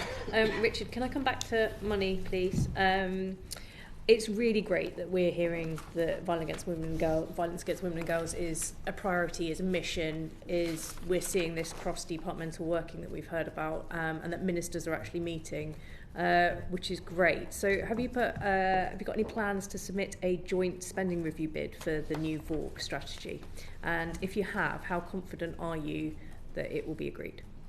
I think we have something I hope that will be stronger even than a joint bid, which is that the Treasury has made clear that it wants to approach this spending review through a strong mission lens. And so for that reason, there are a series of meetings that the Cabinet Office, the Treasury and I have been chairing or the Cabinet Office and the Treasury have been chairing that I've been at, along with other government departments, to make sure that our approach to the spending review, including in relation to business as usual funding. So I think one of the witnesses on before us made the point that making this real shift can't just be about new money. It will have to be about the way in which systems themselves operate, as it were, in their core. And prior to the spending review, that process will operate at ministerial level as well. So Matthew may want to comment on this as well, but my sense is we are in a very different model than we've been in previously, with a much stronger sense that we need to approach this spending review through a mission lens. Okay. If I could say one thing, I mean, I think a lot of permanent secretaries, myself included, have been pushing for a more joined-up approach to spending reviews over many years, and I'm very, very glad that is what is now happening with this mission-led approach to the forthcoming spending review. That, as you and others have said already, that doesn't solve the problem, but it is a very good start, and it does allow the mission structure, led by Richard in this case, at official level, and the Home Secretary at ministerial level, to really corral their colleagues across government in pursuit of the Safer Streets mission. So if I'm getting this right, that it's even more so than what I said as a joint bid, this is going to be a mission-led bid. It's going to be mission. The whole spending review is going to be mission-led. Obviously, that's up to the Chancellor, the Prime Minister, set that out in detail what that means. But from what we have been encouraging, the spirit of this is that the 5 missions are the top priorities, including the Safer Streets mission. When it comes to spending for violence against women and girls, the Home Office itself had trouble tracking previous amounts of money and the effectiveness of that spend. How confident are you that you have the processes and the relationships in place between the departments to ensure that the same doesn't happen again, but just with other departments? Yeah. So we were on an improving trajectory under the previous government with the previous strategy, and within the Home Office we were improving our ability to spend that money properly within each financial year, making sure that we improved our ability to give clarity to our partners as early in the financial year as possible, making sure that we were managing those contracts very actively, and making sure that we were improving our forecasting, all of which in the past led to concern from the NAO and others, quite rightly, about sort of unnecessary underspends. So we've corrected that set of issues within the department, and of course the mission structure gives us an opportunity, working with all of our colleagues across the government, to coordinate. It's important that it's the word coordinate, not control. This is not the Home Office controlling spending across government, but it is a coordination function that maintains the responsibility essentially to this committee for its accountability to the accounting officers of every government department, but the coordination will be done by the mission. The coordination is really key. Who's ultimately responsible for the finances and for the effectiveness of that? Is it the individual departments themselves, or is it still sat with the Home Office? So I think this goes to the heart of our system of accountability, and that is what this committee does. And I would say the picture is shifting, and I very much hope that the system of accountability will shift with it, so that we can have a much more joined up, much more mission-led approach to every phase of the spending of the money. The first phase, which is the spending review, the final phase, which is accountability to this committee, and everything else in between. We're not there yet, but I think we're absolutely moving in that direction. Okay, so you've talked about a shift in accountability. What is that shift going to be? Because it can't just be to here, and it can't just be after the fact. So I think it's very important to be clear that the current system is that the accounting officer of each department is accountable to Parliament through this committee for the spending of the money by that department. That is the position and will continue to be the position. So if you like, before that, that's the very final moment of the whole cycle. Before that, there are no reasons not to be totally joined up and totally coordinated, totally collaborative, including at the very beginning of the cycle, which is the allocation of resource by the Treasury through a spending review. And that is what we're seeing, I think, really for the first time through this spending review.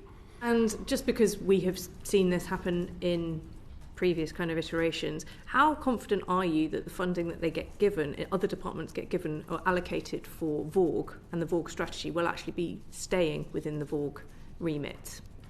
Well, that is something that the mission will need to track very carefully. But if I can give an example that the National Audit Office picked out actually in the report on the drug strategy, which was a joined-up strategy, which actually just a bit of ahead of its time in terms of being sort of mission-like, but before this government introduced missions on a bigger scale, and the Home Office's role in that is quite similar. So there's a lead minister, a lead official, myself, a little joint unit inside the Home Office with representatives from the relevant departments, 6 in that instance, but all of the money and accountability sits in the 6 departments, and so the role of the centre, which is this Home Office unit in this instance, is to do that coordinating, to make sure that it adds up to more than the sum of its parts, and that every department is fulfilling its commitments to what is also a 10-year drug strategy. So that's the sort of model that the National Order Office was suggesting we should do on violence against women and girls, and I think the government is very supportive of that suggestion. Really sorry, just to ask one more final thing, because obviously this is a very different way of working, so I think it's really important that we can understand what happens if one of those departments is not fulfilling its obligation and its commitments. So the accountability rests with that department to Parliament, and I suspect that bit of the system will remain. But that's the if something has really gone off track. I think we're putting in place through the mission structure the sorts of culture and the levers and the coordination rather than control that will reduce the likelihood of that happening and keep the whole thing prioritised. I could just add one thing to that, if I may, which is that the funding, of course, is all for a purpose. It's to deliver the outcomes. The chair mentioned about the importance of milestones. That will partly be through us measuring whether we are making a difference every year to the underlying statistics, but it will also be about whether we are meeting our commitments in an input sense or an output sense to make sure that we are, for example, rolling out the next phases of programmes, things like that. The Safer Streets Mission Board, therefore, will move quite shortly, I think, much more into a programmatic delivery mode, where I would expect to say to my colleagues, and I would expect the Home Secretary to say to her ministerial colleagues, we're expecting this thing to be delivered, and has it been? So I think that will also help to have that very clear linkage between financial input and eventual outcome. Thank you. Thank you very much, Sarah. And I was actually going to intervene on you, Sir Matthew, to remind you about your drugs joint strategy bids. So it's very welcome to hear that you're going to do it on this as well.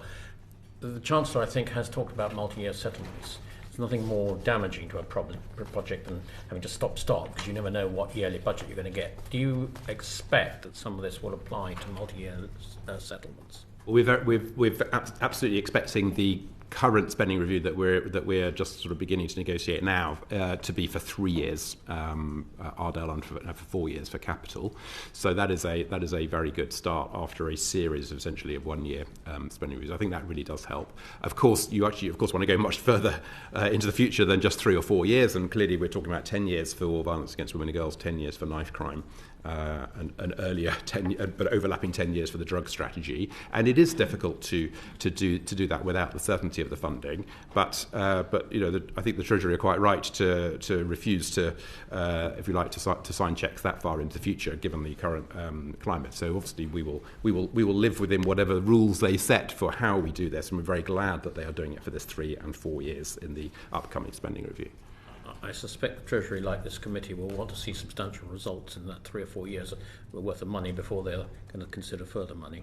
Absolutely. Sarah, on you, please.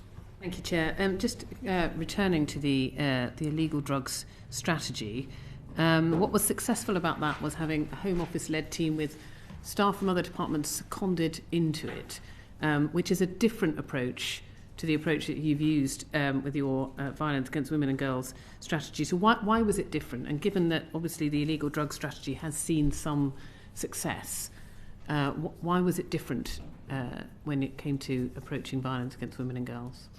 So the reason that we did it the reason we set up the Joint Combating Drugs Unit was that we had a very clear 10-year strategy, largely thanks to the brilliant independent advisor, Dame Carol Black, who was very instrumental in creating that framework for us in government. So we had a shared set of objectives, outcomes, which were focused on supply, demand, and treatment.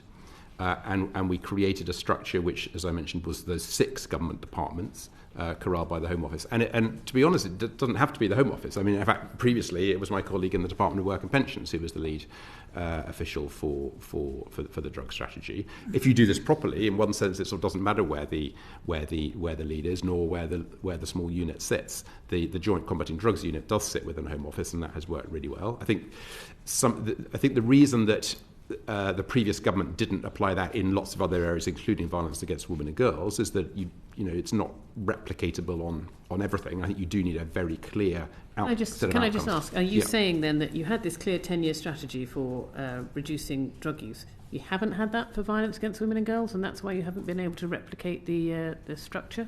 Well, I think that the previous government felt that it was there was something very particular about the drug strategy that required that join up in pursuit of that 10-year outcome. And actually, I think that this government, with its mission-based approach and with the recommendation of the National Audit Office ringing in our ears, is actively looking at how to do that in relation to violence against women and girls for the next phase. I suppose my question was why are you saying that under the last government you didn't have this clear set of objectives that mirrored what you had with the drug strategy, that meant there was a reason for setting up the VAWG strategy in a different way? Yes, I'm saying that the violence against women and girls strategy from 2021, which did see some good progress, albeit against a backdrop of very, very difficult situation. Like the COVID situation? Yes. But COVID, the increase in domestic abuse, yes. I mean, so the other big things happening in our society that meant that, despite a lot of work under the previous government, not as much progress was made as possible. Right. But I think that the then government felt that the way to deal with violence against women and girls, and indeed tackling other crime types, was through the existing departmental structure. So with coordination, with ministerial meetings that colleagues have already talked about, but without the need for a joint unit. And I think that that's what this government is looking at. Thank you, Chair. Thank you very much, Sarah. Now, Nicole, please. I was going to ask about, thank you, Chair. I was going to ask about the Safer Streets mission, but I actually think panel members might have covered it, unless there is something in addition you wanted to mention. Not from my perspective, no. I think we've. No, I think Samantha covered it at the beginning. Yeah. But you've got other questions, I think. Oh, in terms of prevention. No. Oh, excuse me, Chair. I absolutely do.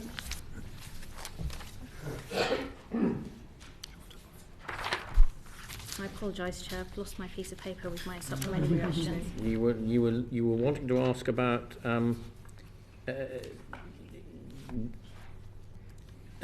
intervention and prevention. I did, and we'll have to. I tell you what we'll do. We'll go on. I apologise. And take Sarah Owen next, and then come back to you. Is that happy? Sarah Owen, please. Thank you, Chair. I was going to talk about how you measure the progress against the ambition to halve VAWG in a decade, given the fact that you've got so many gaps in data already. I don't know who's best to answer this one.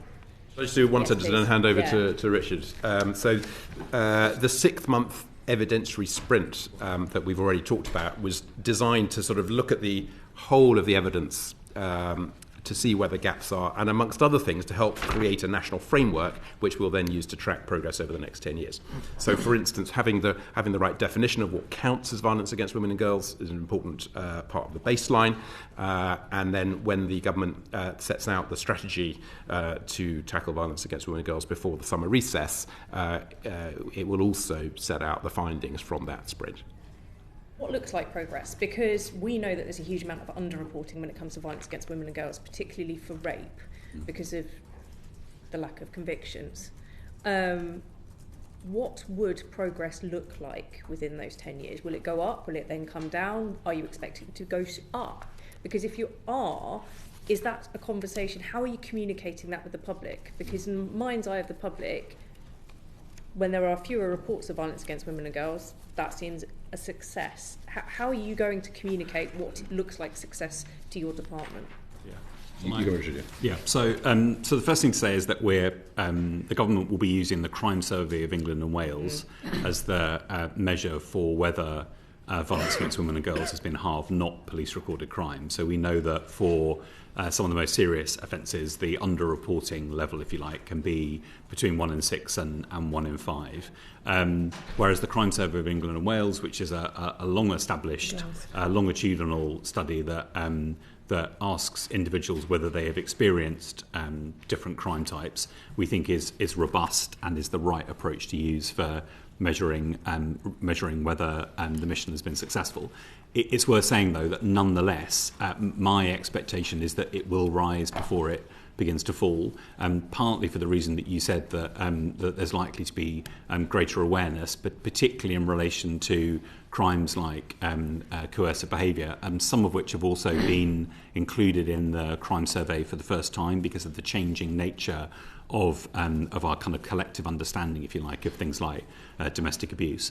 But the crime survey, because of its methodology, does mean that even if more rapes are reported to the police, for example, and police recorded crime increases, if the overall number of sexual offences has fallen over the course of the 10 years, we would expect to see that in the crime survey. So we've agreed 3 headline metrics that we will use to track in combination, that we'll use to track progress over the next 10 years, but with a basket of sub-metrics that we'll say more about when the strategy is published pre-recess, to make sure that we also have an indication of things like sexual harassment, which can be which we know from evidence can be a lead indicator of the kind of crimes that can then lead on to other things like stalking or rape.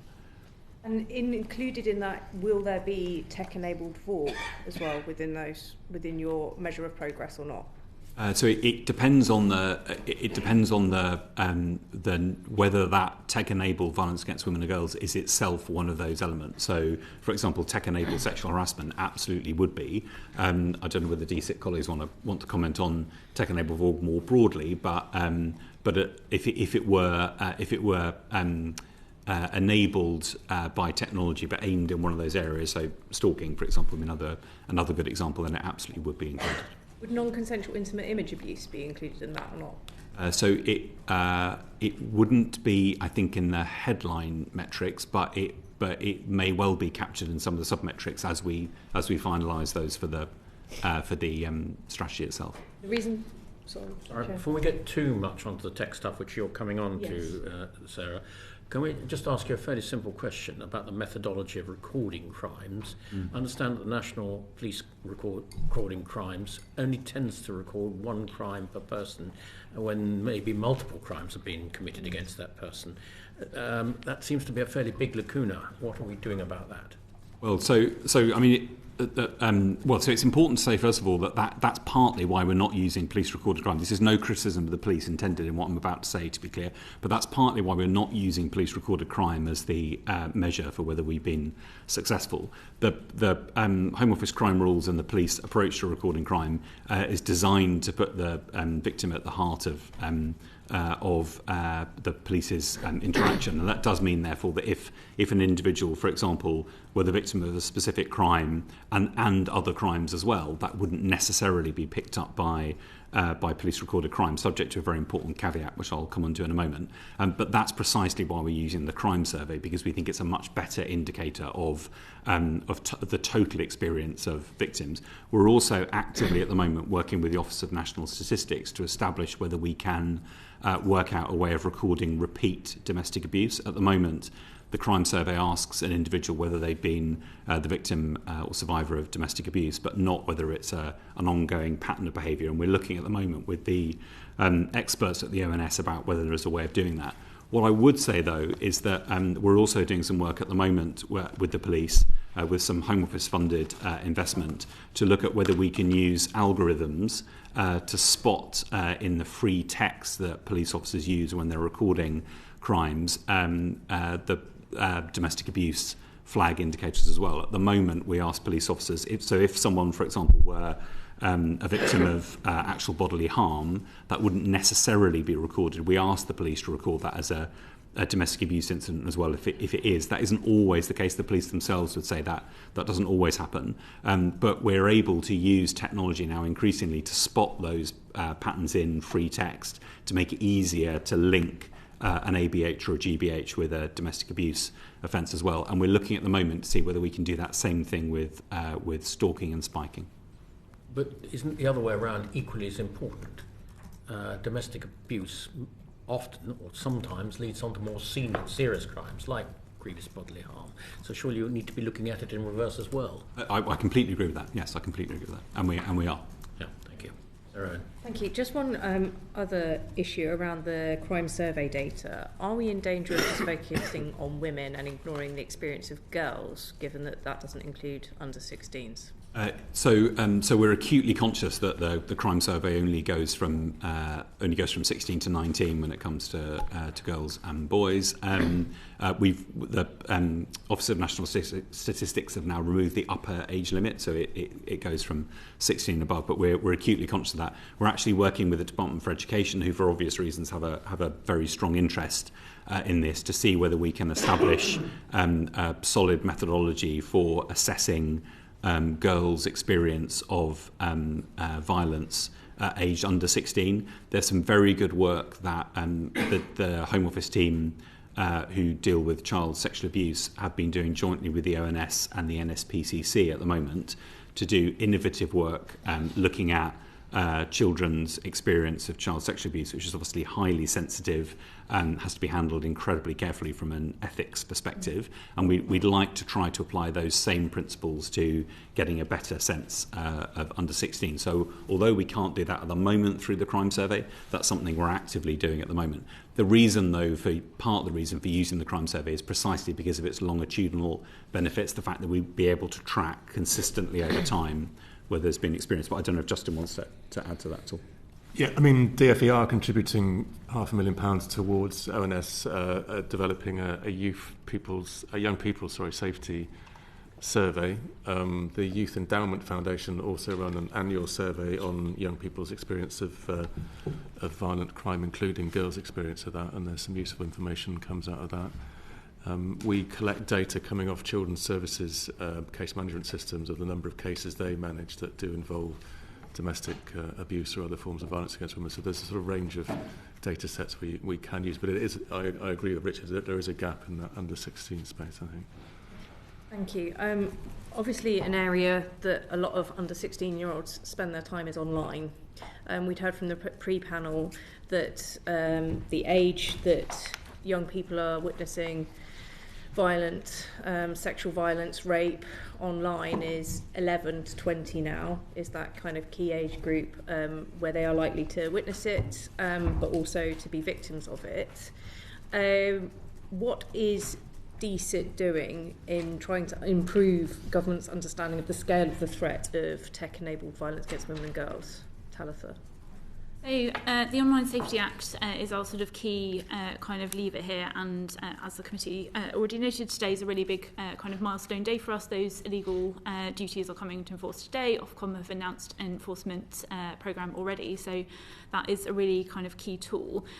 We do think it will have a kind of significant impact. We have an evaluation programme. We are doing our evaluation work. We're working really closely with Ofcom, who are doing theirs, and we're linking into the work that Richard and others are doing to ensure that all those data sets sort of kind of speak to each other.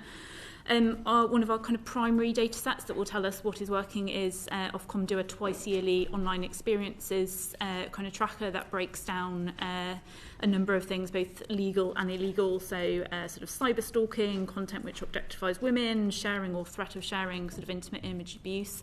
That is broken down by 18 plus and 13 to 17-year-olds, so that will be one data source of many, but a really key one in telling us kind of how far that act is working or not. Thank you. Just one area that you mentioned there about non-consensual intimate image abuse, that the threat of sharing or sharing is made illegal and that the creation is also now illegal, but possession isn't. What was the department's thinking on that? Particularly, how does that fit with the mission of violence against women and girls? As you say, we have taken significant action on intimate image abuse, and we, like your committee, were really pleased to see that Ofcom are going to be consulting on using hash matching in their next illegal harms consultation. I do think the report raises some really good points around that, and we'll want to consider them really closely in consultation with our Home Office colleagues.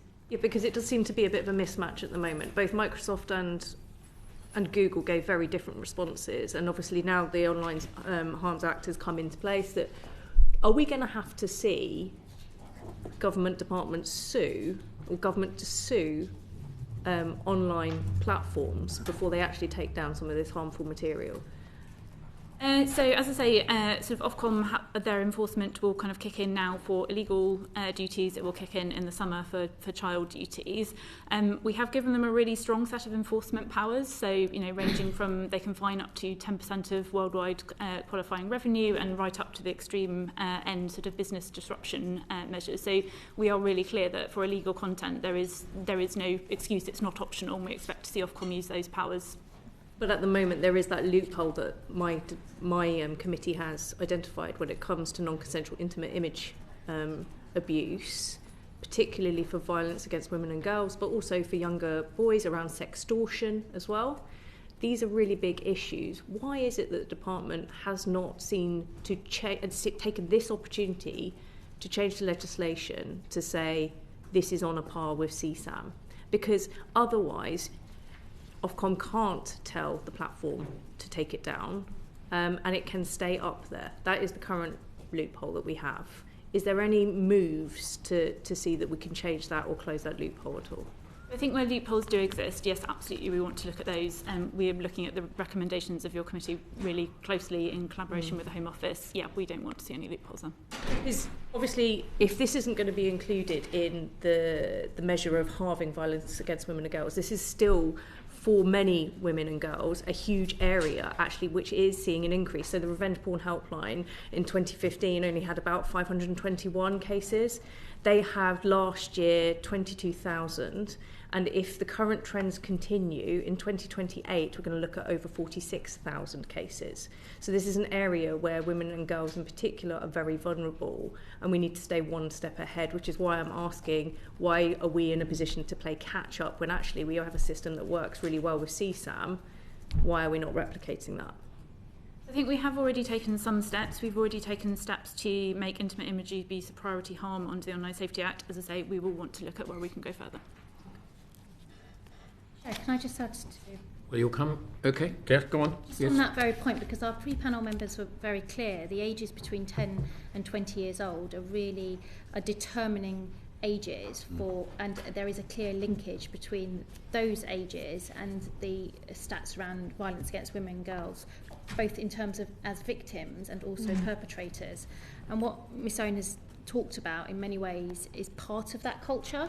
And so I guess I'm asking for reassurance from panel members in recognition of that, in what is a real window of opportunity from the department and the government to make sure that the strategy is right, but also we're not just using existing levers, but we amend, if necessary, legislation so that the strategy has the teeth that it needs to be able to make the culture change necessary. And also, imagery is one aspect, but third sector organisations have raised with me the concern around audio as well, which the legislation, my understanding, doesn't even mention. So there is a growing concern that audio recordings are being used by individuals to exploit women as a way of blackmail, for instance.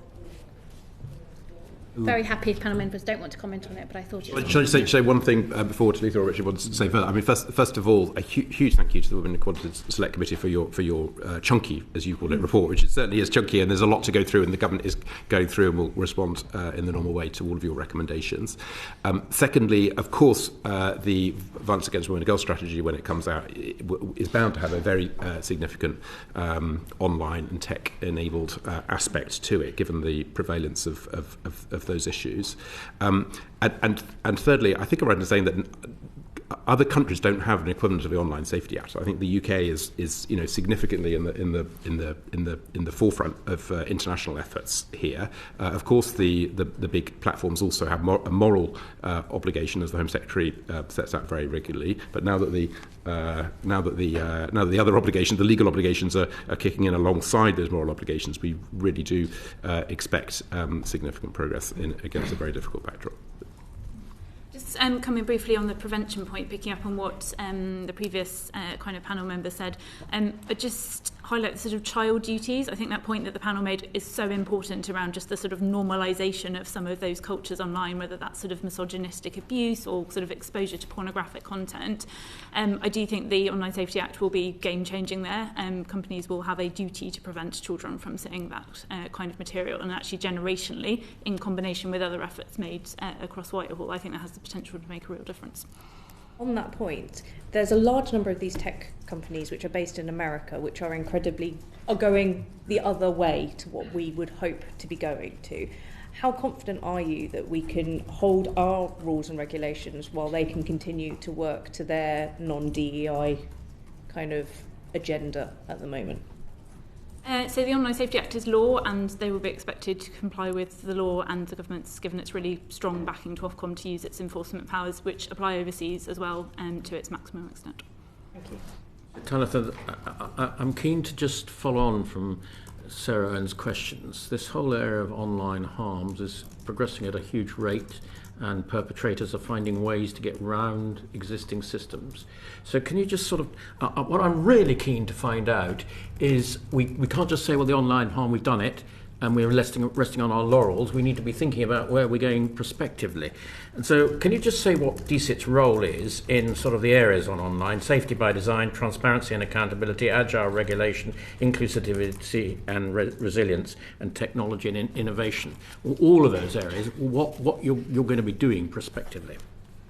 I think some of that list you read out were our priorities for statement of strategic priorities for Ofcom. So that's actually a really important part of our work. So it's the Secretary of State setting out his priorities for Ofcom across the spectrum of their work. That's still in draft. It will need to be laid before Parliament, but we're already starting to see some of the kind of read-through, and I know Ofcom are really committed to this agenda as well. You're totally right. I do think the Online Safety Act will make a big difference here, but it's the start, it's not the end. And as I say, it's only just starting to come into force, but we are not waiting for that. We've taken action to sort of maximise the sort of levers and opportunities that it gives us. I've mentioned we've added intimate image abuse as a priority offence. We are looking at whether there are other VAWG-related offences that we might be able to add there. Ofcom have already announced that they will do another illegal harms consultation in the spring, so it's just come into force today. They will already start consulting on the next iteration. This is designed to be an iterative regime. But outside of the regime, we've also taken action, the new sort of AI offences, for example, the publication of the Independent Pornography Review, and a range of other measures we've taken across the space, including a study on child social media use and age appropriateness of that. Just take one of those, the safety by design principle. How are you going to make sure that leads to really meaningful action that protects women and girls online? So it's a really key fundamental kind of principle of the Online Safety Act. It's also a principle that comes across really strongly in Ofcom's VAWG guidance that they've published sort of under the Act. I think I'd probably call out the kind of risk assessment process under the Online Safety Act. So that is designed not just as a sort of box-ticking exercise, but as a sort of measure to help drive cultural change within organisations. So they will have to risk assess for the likelihood that their services can be used to facilitate kind of offences or sort of harm to children, and kind of take action on part of that. So we are really clear that it's not just about looking at those individual harms, but looking as a sort of in a holistic way at how the design and whether that's kind of features, policies, kind of functionalities of service contribute to harm. And Ofcom have given some really specific measures in their VAWG guidance as well as to how companies can sort of best practice measures that they can draw on in really starting to think about those harms from the very beginning. I don't know what you felt, but I felt the pre-panel had some real experts on it, people from the Commissioner, academia and practitioners on the ground. How will you keep consulting them so that the moment a trend appears online, and it does happen very quickly, you're able to react? So we work really closely kind of with the sector, and as I say, the sort of, we have built it structurally into the Online Safety Act as well. It's a regime that is designed around sort of consultation and evidence, and there are statutory consultees, including the Domestic Abuse Commissioner, but it's really important that we as a department sort of keep in touch with the sector. We do that regularly, but also we draw on the learning of other departments. So I think we were talking earlier about some of the roundtables that Home Office ministers will have. We're absolutely kind of part of that, and that's a really important data source for us. Thank you very much. Anna Dixon, please. Thank you. I'd like to move on to research evidence and evaluation. In your letter to this committee, Sir Matthew, in January, said that you'll base the new violence against women and girls strategy on what works and the best possible evidence both in the UK and internationally. You mentioned that you've done a 6-month evidence sprint. So what's that covered and what have you learnt? Well, it's just still ongoing. It's just coming to the end, and we will publish the outcome with sort of alongside the VAWG strategy before summer recess. But I can already say that the picture is very promising in terms of evidence on, for instance, the importance of education, healthy relationship training in school, for instance. Secondly, bystander interventions, sexual consent training. Thirdly, screening to identify domestic abuse victims. Fourthly, perpetrator programs. And fifthly, therapeutic victim support. Those are 5 areas where the evidence where the sprint has demonstrated there is very strong evidence in favour of the linkage between investing in these areas and then making an impact in tackling violence against women and girls. On the other hand, there are some other areas where the evidence is weaker or non-existent, and where further work will be required in order to be clear about, for instance, what sort of communications campaigns really work, in what circumstances family interventions work, whether there is a greater role for specialist courts, what the right approaches are within policing, and the evaluation of protective orders. Those are areas where the evidence base is weaker. So all of that is a sort of shorthand summary of some of the emerging trends, but with further work to go as we complete the 6 months sort of now, and then get it ready for publication. Okay, well, we'll look forward to the publication of that, but thanks for giving us a heads up. You mentioned there, obviously, there are a number of areas where it would be nice to have had better evidence. Did you miss the opportunity by not evaluating the 2021 strategy or the 2022 domestic abuse plan? So the strategy as a whole was not evaluated, but significant chunks of it were. And when a chunk was not evaluated, it was because there was a sort of particular reason why it wasn't sort of particularly amenable to evaluation. I think it is fair to say that we, as Richard has said earlier, that we are absolutely putting evaluation into the big building blocks of the upcoming strategy. Good. So in terms of those chunks that were evaluated as part of the 21 and 22 plans, strategy and plans, have some of those reported, and are they part of your sprinting? Yes. Shall I say something? Yes, yeah, please, absolutely. Richard. So just to take a couple of examples, the Enough campaign, which was a big public comms campaign, we evaluated that. It showed it had real cut through, both in an input sense, so millions of people that saw it, hundreds of thousands of people clicked through, but also individuals we spoke to ascribed kind of genuine reflections as a result of what they've seen. I think I mentioned earlier on that the Operation Encompass evaluation is due to complete shortly, so although that was from the previous strategy, we've been reviewing that at the moment. We reviewed the Safety of Women at Night Fund. Next month we're completing the review of the children affected by domestic abuse fund evaluation. So, and all of those things are being picked up in the evidence sprint itself as well. So in addition to undertaking what our analytical community is confident is the single most significant evidence review that we've ever done as the Home Office or as government in this space, we're also able to draw through those specific bits of evidence that have come through from the evaluation that we've done previously. I mean, it is important to say, if I may, just to repeat something that Professor Hohl, Katrin said in the previous, as part of the previous session, that this is an area where there are some very significant gaps in terms of what's known internationally. And so that's why it feels really important in a mission sense for us to make sure that we are testing and learning with what works. So we're consciously deciding to try things in the hope that they will work and evaluating them so that we're adding to the evidence base as well as having the best possible sense of what the evidence tells us at the moment. I probably should have given for context, just to put on the record, that I previously worked as a chief analyst in a government department and indeed headed up one of the What Work centres. So just for context in terms of me asking these questions. Will you be working and dedicating specific funding for evaluation as part of your bigger spending review bid to make sure that you and other departments are evaluating the new strategy? So we will do that. So we're already doing that with individual initiatives, both from within the Home Office and from other government departments. And my colleagues on the panel may want to say something about what they're doing specifically in those initiatives. I think I mentioned earlier on that for both the domestic abuse protection orders and also for Reneem's law that we've got specific bits of evaluation tied to those. In the case of DAPOs, we're doing that through an independent provider, which I think is one of the sort of best-in-class ways of evaluating. There's also the Chancellor of the Duchy of Lancaster announced a £100 million Cabinet Office fund for test and learn initiatives, which we're also bidding into specifically in relation to violence against women and girls. So we've got another potential route for assessing and evaluating whether initiatives are successful or not.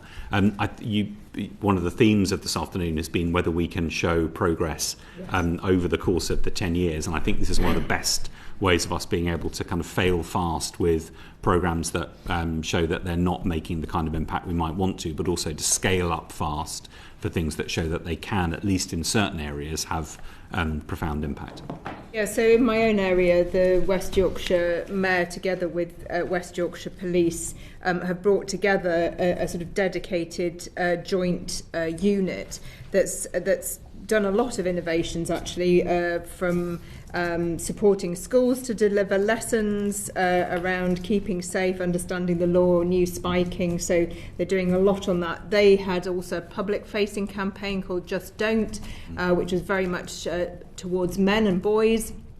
In terms of, so a lot already going on locally on the ground, and we heard from the previous panel from Women's Aid, they have 200 members. They're doing all sorts of innovative programmes on the ground, and yet we've sort of failed to really learn systematically from those initiatives, so particularly those local, and in this case in West Yorkshire, some really excellent practice going on at that regional level. So how are you also making sure, in addition to evaluating your sort of top-down parts of the strategy, that there is also funding to make sure we accelerate the evaluation, learning and spread of all these really great initiatives that are already going on? Is that for you as well, Richard? Sure, yeah. So I think there's, so I would say there's good variation and potentially problematic variation going on at the moment. So we don't want a single approach to, if I take domestic abuse as an example, we don't want to mandate a single approach to domestic abuse that takes place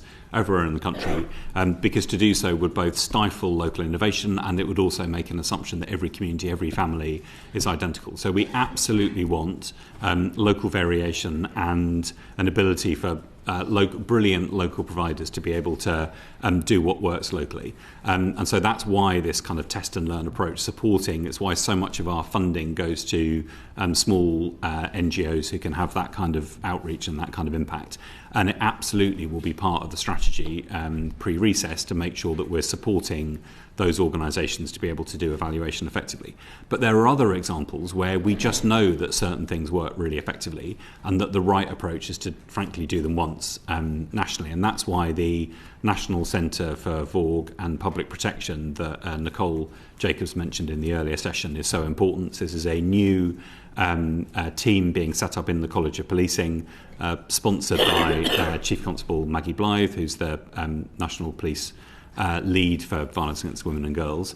It will be up and running in April, and it will bring together all of the approaches that the police do, including some of the examples that you mentioned from West Yorkshire, and identifying those that are best in class, and then not just encouraging, but in effect saying, we, the police, are going to take this approach nationally because we think in this area it works really well. In doing that, they're explicitly learning from what works well in relation to counter-terrorism, where we don't have that same kind of variation. We have a sort of single way of doing things locally, run from the centre, and that's the same kind of approach that we in the police are keen that we should take through this new national centre. That sounds excellent in terms of College of Policing. Yes, Education Endowment Foundation, Early Intervention Foundation, the rest of the What Works network. How are we making sure that the evidence base is there? Yeah, so just to give an example there, the foundations, which is the What Works Centre for Children and Families, have identified domestic abuse and what works in relation to domestic abuse and children's services as one of their 5 big priorities going forward. We're funding them £8 million this year, and we're going to continue to fund them next year. They're looking at the pipeline of potential interventions, both with perpetrators, with victims of domestic abuse, and with children themselves. And they picked 8 of those programmes to do randomised controlled trials on next year to see what the impacts of them are. If they prove to be successful, they can then start to issue guidance to recommend the adoption of that. And we've got past evidence of them doing that with family group conferencing based on the randomised control of that. That's now being rolled out nationally and is being legislated for. So we have a mechanism by which to translate this sort of very robust evaluation into practice on the ground. Can I maybe suggest, in terms of mission-led, it may be sensible to try and get a group of what work centres together to try and have a joined-up evaluation and evidence strategy around these different areas, given it does touch on so many of their remits. Could I just say we're seeking to do exactly that? So partly through people like YEF and the Youth Endowment Fund, who've been incredibly effective partners for the mission as a whole and will often join up individual government departments, but also because organisations like UK Research and Investment and others are bringing together the What Works groups as a whole on behalf of all 5 missions to be able to do exactly that. Okay, well, that's very reassuring. Thank you. I think there was one final question, Chair, which is about learning internationally. If we have time for that. You're going to do that, are you? Oh, I don't know. Well, I'm not getting... Are you... No, I think it is for me to do. Yes. Okay. So we heard in the panel, obviously, about the programme in Victoria, Australia. I've recently been out in Zimbabwe looking at the impact of UK aid on a gender-based violence initiative there, which was one of the sort of interesting ways that we can have reverse innovation from some low-income settings in a country where, unfortunately, there are very high rates of gender-based violence, and they were looking at how to do more community-based interventions. So how are we here in the UK for the Violence Against Women and Girls strategy learning from both what good and perhaps less successful examples from abroad? So the evidence sprint has looked at evidence of what has worked effectively around the world, including in European countries, places like the Scandinavian countries who've invested heavily in different kinds of work around violence against women and girls. We have a very close relationship with our Australian and Canadian opposite numbers, both in their and in the US, actually, both in their kind of government structures and also with the academic communities. Australia I don't think it's any surprise that Australia's come up lots of times in both the pre-session and in this conversation as a country and individual states who've sought to do have sought to do some really innovative things, and all of that is being gathered together and reflected in the evidence sprint. I mean, I should say that both Matthew and I work together at DFID, and I think some of the work that DFID and now the FCDO has done in relation to gender-based violence is world leading.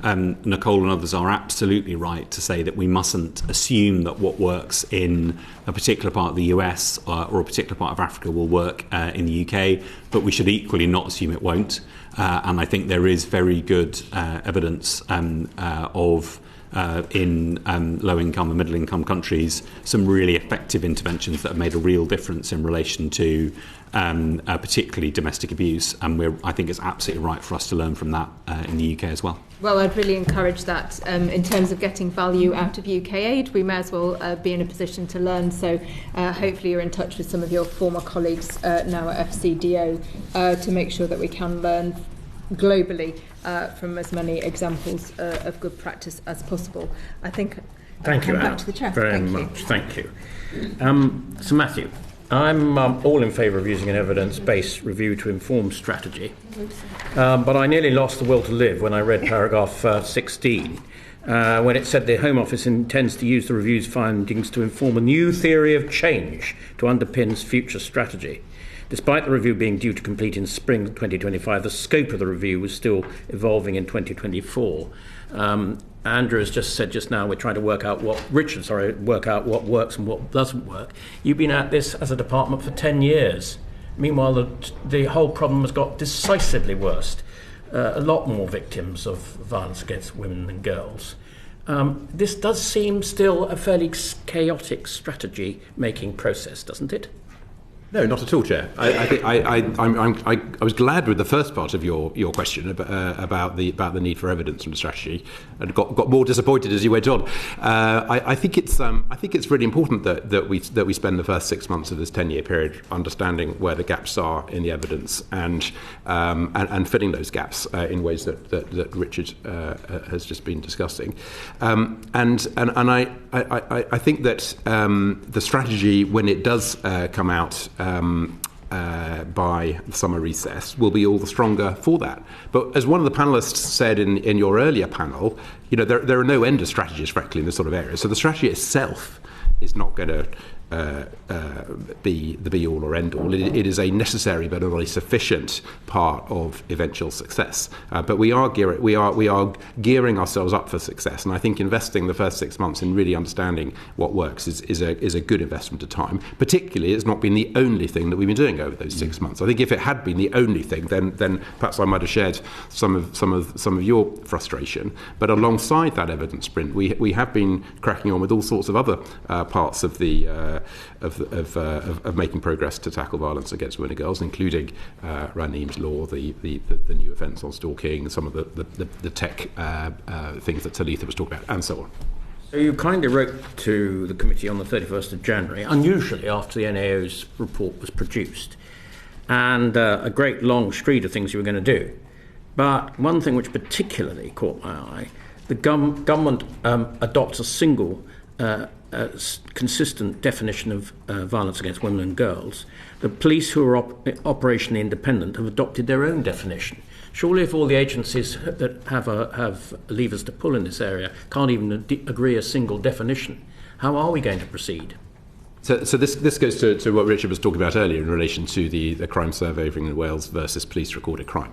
It's the definition. It's not how you record the statistics. It's the definition. Exactly. We can't even agree a definition. How are we going to proceed? The government has agreed a definition and is going to proceed on the basis of that definition. The police, who are operational independent, have a different definition because they require it for different purposes. And the fact that they have a different definition is not going to get in the way of the government's progress towards halving violence against women and girls. Okay. Doesn't sound terribly joined up to me, terribly at the moment, but anyway, there we are. We will now move to Anna, you again, I think. Am I picking up prevention? Yes. Yes, you are, please. Okay. Very important. So I think we've heard very clearly that a criminal justice approach is not going to get us anywhere near the ambition that we rightly have, or the government rightly has, to halve violence against women and girls. It has to be prevention. And we've touched briefly on some of the things that we think might work in terms of prevention, but clearly this is an area where we're going to have to go further and faster than potentially the evidence is going to tell us. So can you set out your understanding, as we currently have it, of what we know, or at least think might be some of the areas to prevent violence against women and girls? And I recognise they may be different for different types of crime and different perpetrators. I mean, it's a very good question, very much on our minds. I think perhaps we should go to Justin first on the sort of education aspects of that, and then of course there's a health aspect of that and a technology aspect of that, and no doubt others.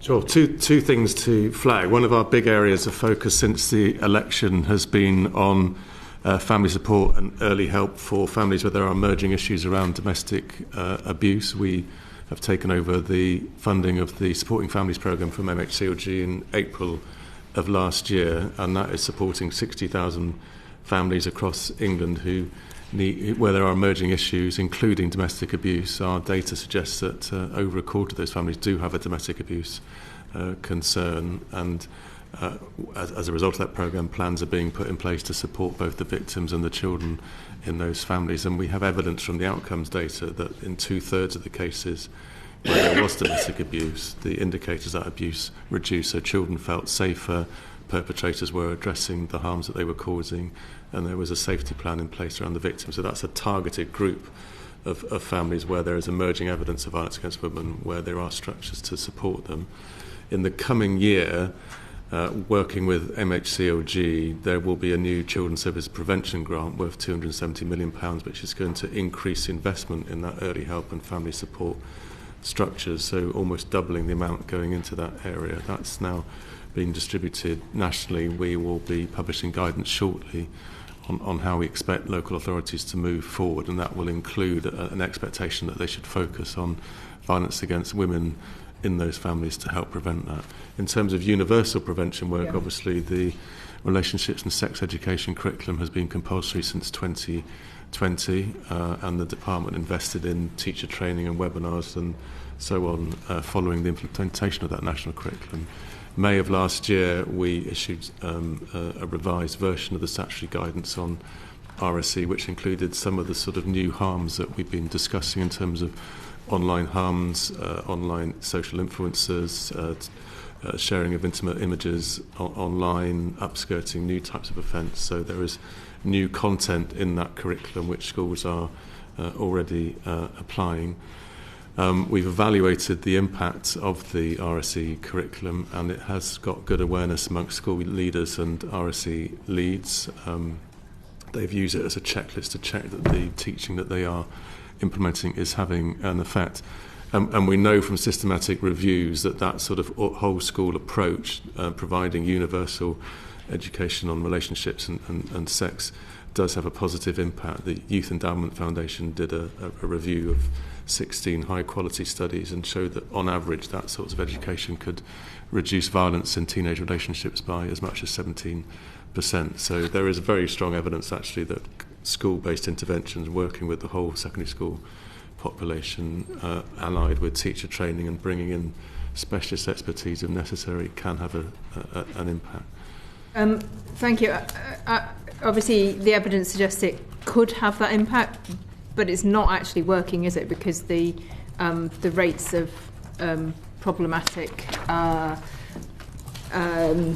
relationships, if I can put it in those terms, at a young age is not being prevented. So whilst schools are not yet feeling equipped, are they, to address these issues? Well, I think one of the problems is the gap in data that was identified earlier in terms of what's actually happening in terms of the under-16 population and their experience of sexual harassment and sexual violence. But, I mean, I think, as we discussed earlier, the ground keeps shifting in terms of where the harm is coming from and the experiences of girls, and the importance of keeping the RSE curriculum up to date to deal with that is a really important one. So do you think your department is equipped to support schools to undertake effective prevention in this fast-moving Well, we've issued the statutory guidance. We've also funding Oak National Academy to produce teaching materials to support teachers to develop this enhanced curriculum that we published last year.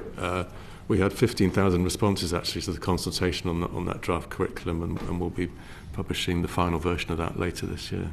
And on your first part, which was the thing preventing sort of escalation, we heard a lot of evidence. Obviously, the law has changed and children are now seen to be victims of domestic abuse, but there is clearly a huge lack of support, whether that's children's social care, in actually being able to safeguard and prevent re-victimisation of children who are in these victims now of domestic abuse. Again, does that sit with your department, and what more are you able to do to prevent children becoming and repeating victims of domestic abuse? It's a joint responsibility of my department at MHCLG in terms of the funding of children's services, but also with Department of Health in relation to the funding of family hubs, and that's an equally important space actually. It's early years universal provision, drop-in provision for families, and making sure that where there are signs of violence against women or domestic abuse, those are being acted on. We know that 2/3 of family hubs have got, in local authorities, have got an embedded specialist domestic abuse worker who can help to identify that and refer people on for additional help. We had very positive figures actually in terms of social worker recruitment. We've now got the highest number of social workers on record, falling vacancy levels and falling caseload. So I think there is some encouraging news in terms of that sort of resource that's available. And I see that the Children and Wellbeing and Schools Bill is going through, which will obviously hopefully do things to improve children's social care as well. So if I may, if we have time, just take views on prevention from Emma at MHCLG. Thank you. Really happy to, and obviously Justin has touched on some of the areas where DfE and MHCLG work really closely together in this space. Much of what we do in MHCLG is to support victims when they come forward for housing, but there are things we do in the prevention space as well. Obviously, this kind of safe and appropriate housing is really, really critical here. Government has set out its ambitions to deliver a significant increase in housing supply, including social and affordable housing. We have a significant role to play in reducing homelessness, with additional funding going into local government to support with homelessness. And I might just touch on one programme that we're rolling out at the moment called Changing Futures, where we're putting £10 million in 2025-26. This is a cross-government collaboration, a whole system approach, which is supporting individuals who experience multiple disadvantage, including a number who are at risk of domestic abuse. And we're getting some really strong evidence actually from that programme about how the multi-agency, intensive, person-centred support can really help to kind of lead to positive outcomes, including a significant reduction in instances of domestic abuse. So that's just one of the examples of a project that we're rolling out in that space. I think possibly my colleague Nessel wants to come in on this. I might briefly come back because of the evidence we've received about some of the more vulnerable groups of women in terms of how we prevent them, but I'll Nessel. Sorry, thank you very much, Chair, and thank you, Ms. Payne. I just wanted to discuss a little bit more about the cross-working between the Department of Education and local government, because 40% of, according to London councils, and I'm a Member of Parliament for London, and I don't think it's dissimilar elsewhere, 40% of homelessness for women in London are due to domestic violence. So the epidemic that is spoken about has very real consequences for homelessness and local government budgets too. And I wondered if you might be able to... members of the panel have spoken about statutory responsibility, but I fear there is a disconnect between what exists as statutory responsibility and then the experience of what people are having to experience on the ground. So I wonder if panel members might comment on the prospect of the new strategy ensuring that there is that multi-agency approach which you have all acknowledged is really important, particularly when it comes to homelessness. Yes, I'm really happy to come in on homelessness, and I'm sure others will want to come in on some of the other elements. I mean, if you said, there is a statutory duty on local authorities to support those presenting as homeless, and since 2021, victims of domestic abuse have had priority need if they present as homeless. Government obviously is putting funding towards local authorities to support with homelessness. That's increased in the coming year. Total spend will be nearly £1 billion on homelessness services. In addition to the strategy on VAWG, government's committed to bring forward a homelessness strategy as well. So there will be lots of work going on in that area. So is it your view that the housing crisis is just such a crisis that the reality is for women who find themselves in domestic violence situations who are homeless are just going to have to accept that it's just really difficult because there's a housing crisis? And I don't want to put words in your mouth, but there is a picture here which is that there aren't enough homes, and how do we ensure a strategy to protect women and girls is going to get ahead of that rather than just always being on the back end of what is a housing crisis? If I just mention because we will never tackle violence against women and girls if we cannot give them a level of assurance that they will have a safe place to live. I'll just mention a few different areas which the department's working on in this space. So to start with, I've briefly touched on previously the duty on local authorities to support victims of domestic abuse in safe accommodation, where funding flows. That's a safe accommodation duty to support victims and survivors in a range of different types of accommodation, sometimes refuge accommodation, sometimes dispersed accommodation, sometimes sanctuary spaces where survivors and victims can stay in their own homes but with additional kind of safety and security around it. So there is that set of provision where the funding that's flowing into that has increased by £30 million into 2025-26, up to £160 million will go to local government to support there. There is then social housing, supporting people to kind of move on. And one of the things that government has committed to do is to make some changes to the social housing allocations process so that victims and survivors of domestic abuse don't need to meet a local connection or residency test in order to be eligible for social housing in a place. The regulations for that are being finalised and they'll come forward as soon as possible.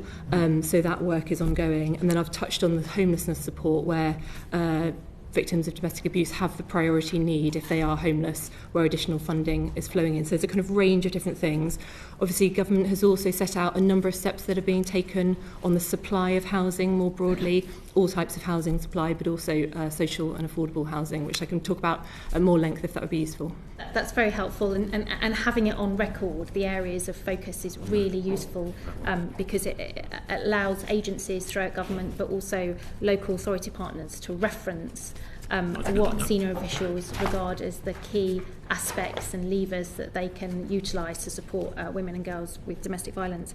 And finally, I just want to talk about children and social care because domestic abuse is the single most common factor identified by social workers nationally for that prompt and assessment.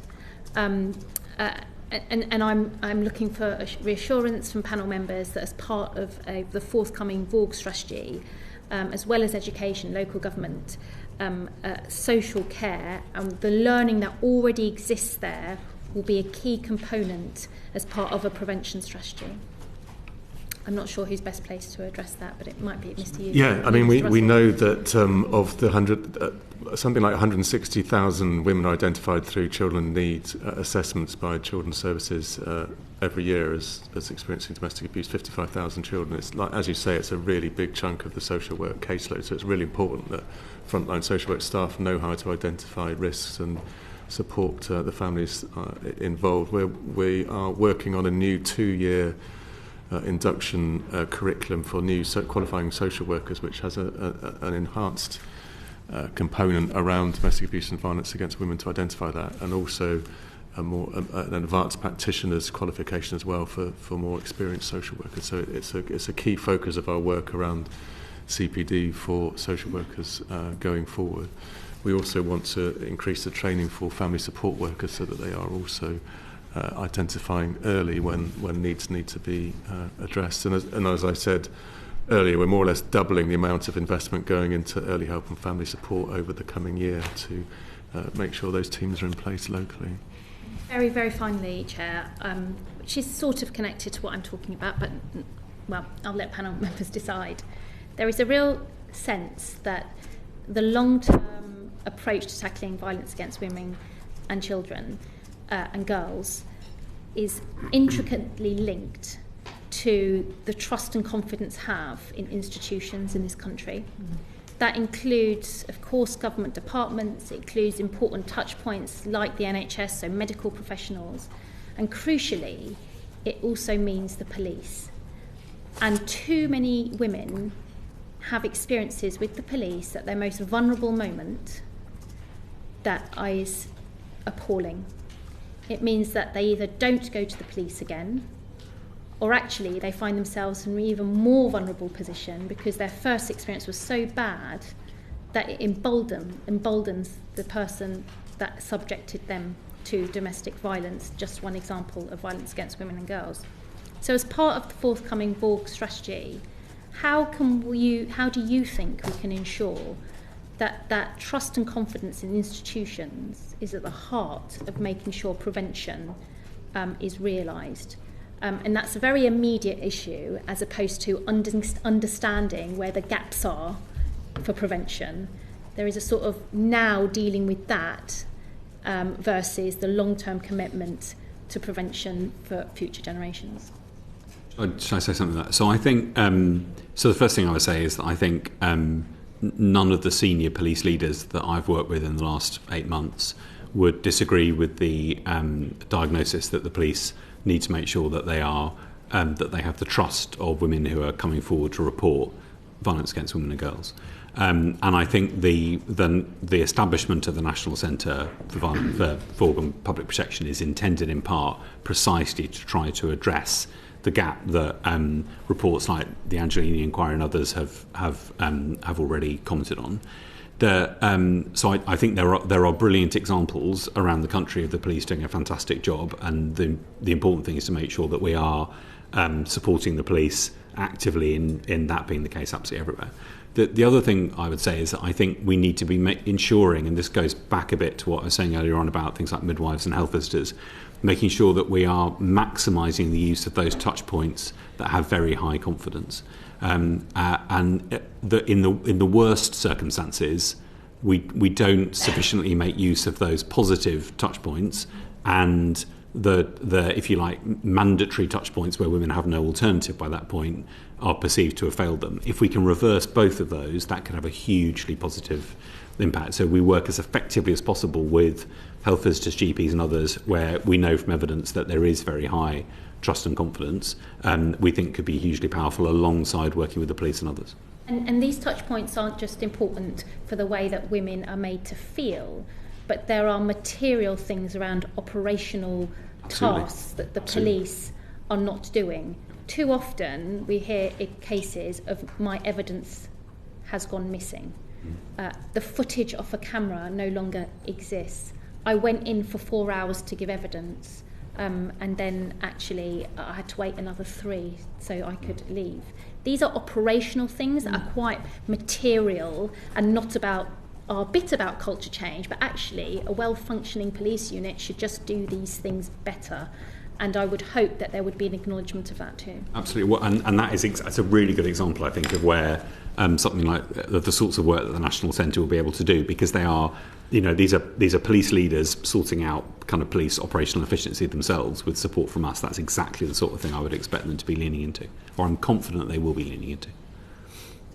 Well, thank you very much for that excellent question, and that tees me up. We had a huge amount of evidence, and as I did with the previous board, I've just taken a few of those, and if I may put them to you, Permanent Secretary, or anybody you wish to. Perhaps in this case, Richard was answering a question which is along the lines of what Nazeer was asking, and it's evidence from Dr. Caroline Miles and Professor Rosemary Broad. Despite the high prevalence of women experiencing abuse while out running, 95% of these women had not reported that abuse to the police, and that's really a shocking statistic. And they recommend several things, but the 3 top things they recommend, which goes to the heart of Nazeer's question, make it easier to report abuse, improve confidence in the police, and improve police knowledge and action. So what more can we do to bring about some of those things? Well, I think the example you give is perhaps the most sharpest manifestation of a broader challenge we have of underreporting. And we know that a lot of that underreporting in part comes because individuals do not have confidence that the issue will be taken seriously. So I think there is both a duty on us to make it as easy as possible for people to be able to report, and there's all sorts of technological ways of doing that, and some forces do that very effectively, particularly on domestic abuse. And this links also with the government's broader push at the moment around neighbourhood policing and ensuring that the police are visible and in community solving local problems. But it's also, as at the risk of repeating myself from what I said earlier on, I think that is exactly the sort of thing that the National Centre would want to look at, is how we can make sure that people who do approach the police in those circumstances get a really good service. Okay. The Honourable Member for Huntingdon asked you about emergency service control rooms will have embedded in domestic abuse specialists by the end of 2025. You replied saying there are 5 at the moment, or your minister replied. What more can you do to... I mean, that's clearly all improving confidence in the police. If there is somebody there properly trained who understands these issues, very sensitive issues, as Nazeer Kaliskin was putting across, what more can you do to roll those out? Yeah, so this is the Reneem's Law. These are domestic abuse specialists embedded in 999 control rooms. That's now live in the West Mids, Northumbria, Northamptonshire, Bedfordshire and Humberside Police. With support from the Home Office, each of those 5 forces are implementing that in a slightly different way, in part so that we can evaluate success before rolling it out nationally, and the government is committed to doing that at pace, and we'll say more on that shortly about how we're going to do that. This is evidence from Operation Encompass. They say Operation Encompass is a unique mechanism established in all 43 police forces in England and Wales, by which a school will be notified when the police attend a domestic incident where children are related to either adult.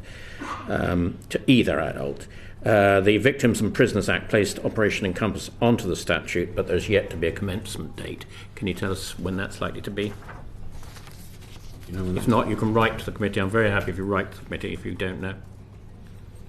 I'm very happy you write to the committee if you would. No, I think it's in hand. It's actually happening on a voluntary basis in every police force area, and 2,000 notifications a day are coming through from the police to school, so it's being very well used. But obviously having it on that firm statutory basis would hopefully be great if you could let us know when it's likely to be enacted. That would be really helpful. Yeah. One of you. Does this come under education? Probably. We'll check. Whichever of you. Yeah. This is evidence from after exploitation. Modern slavery is an umbrella term for severe exploitation, including sexual, criminal and labour exploitation, domestic servitude and organ harvesting. They say that there is, in the strategy, there is a dearth of support services by and for survivors of diverse characteristics.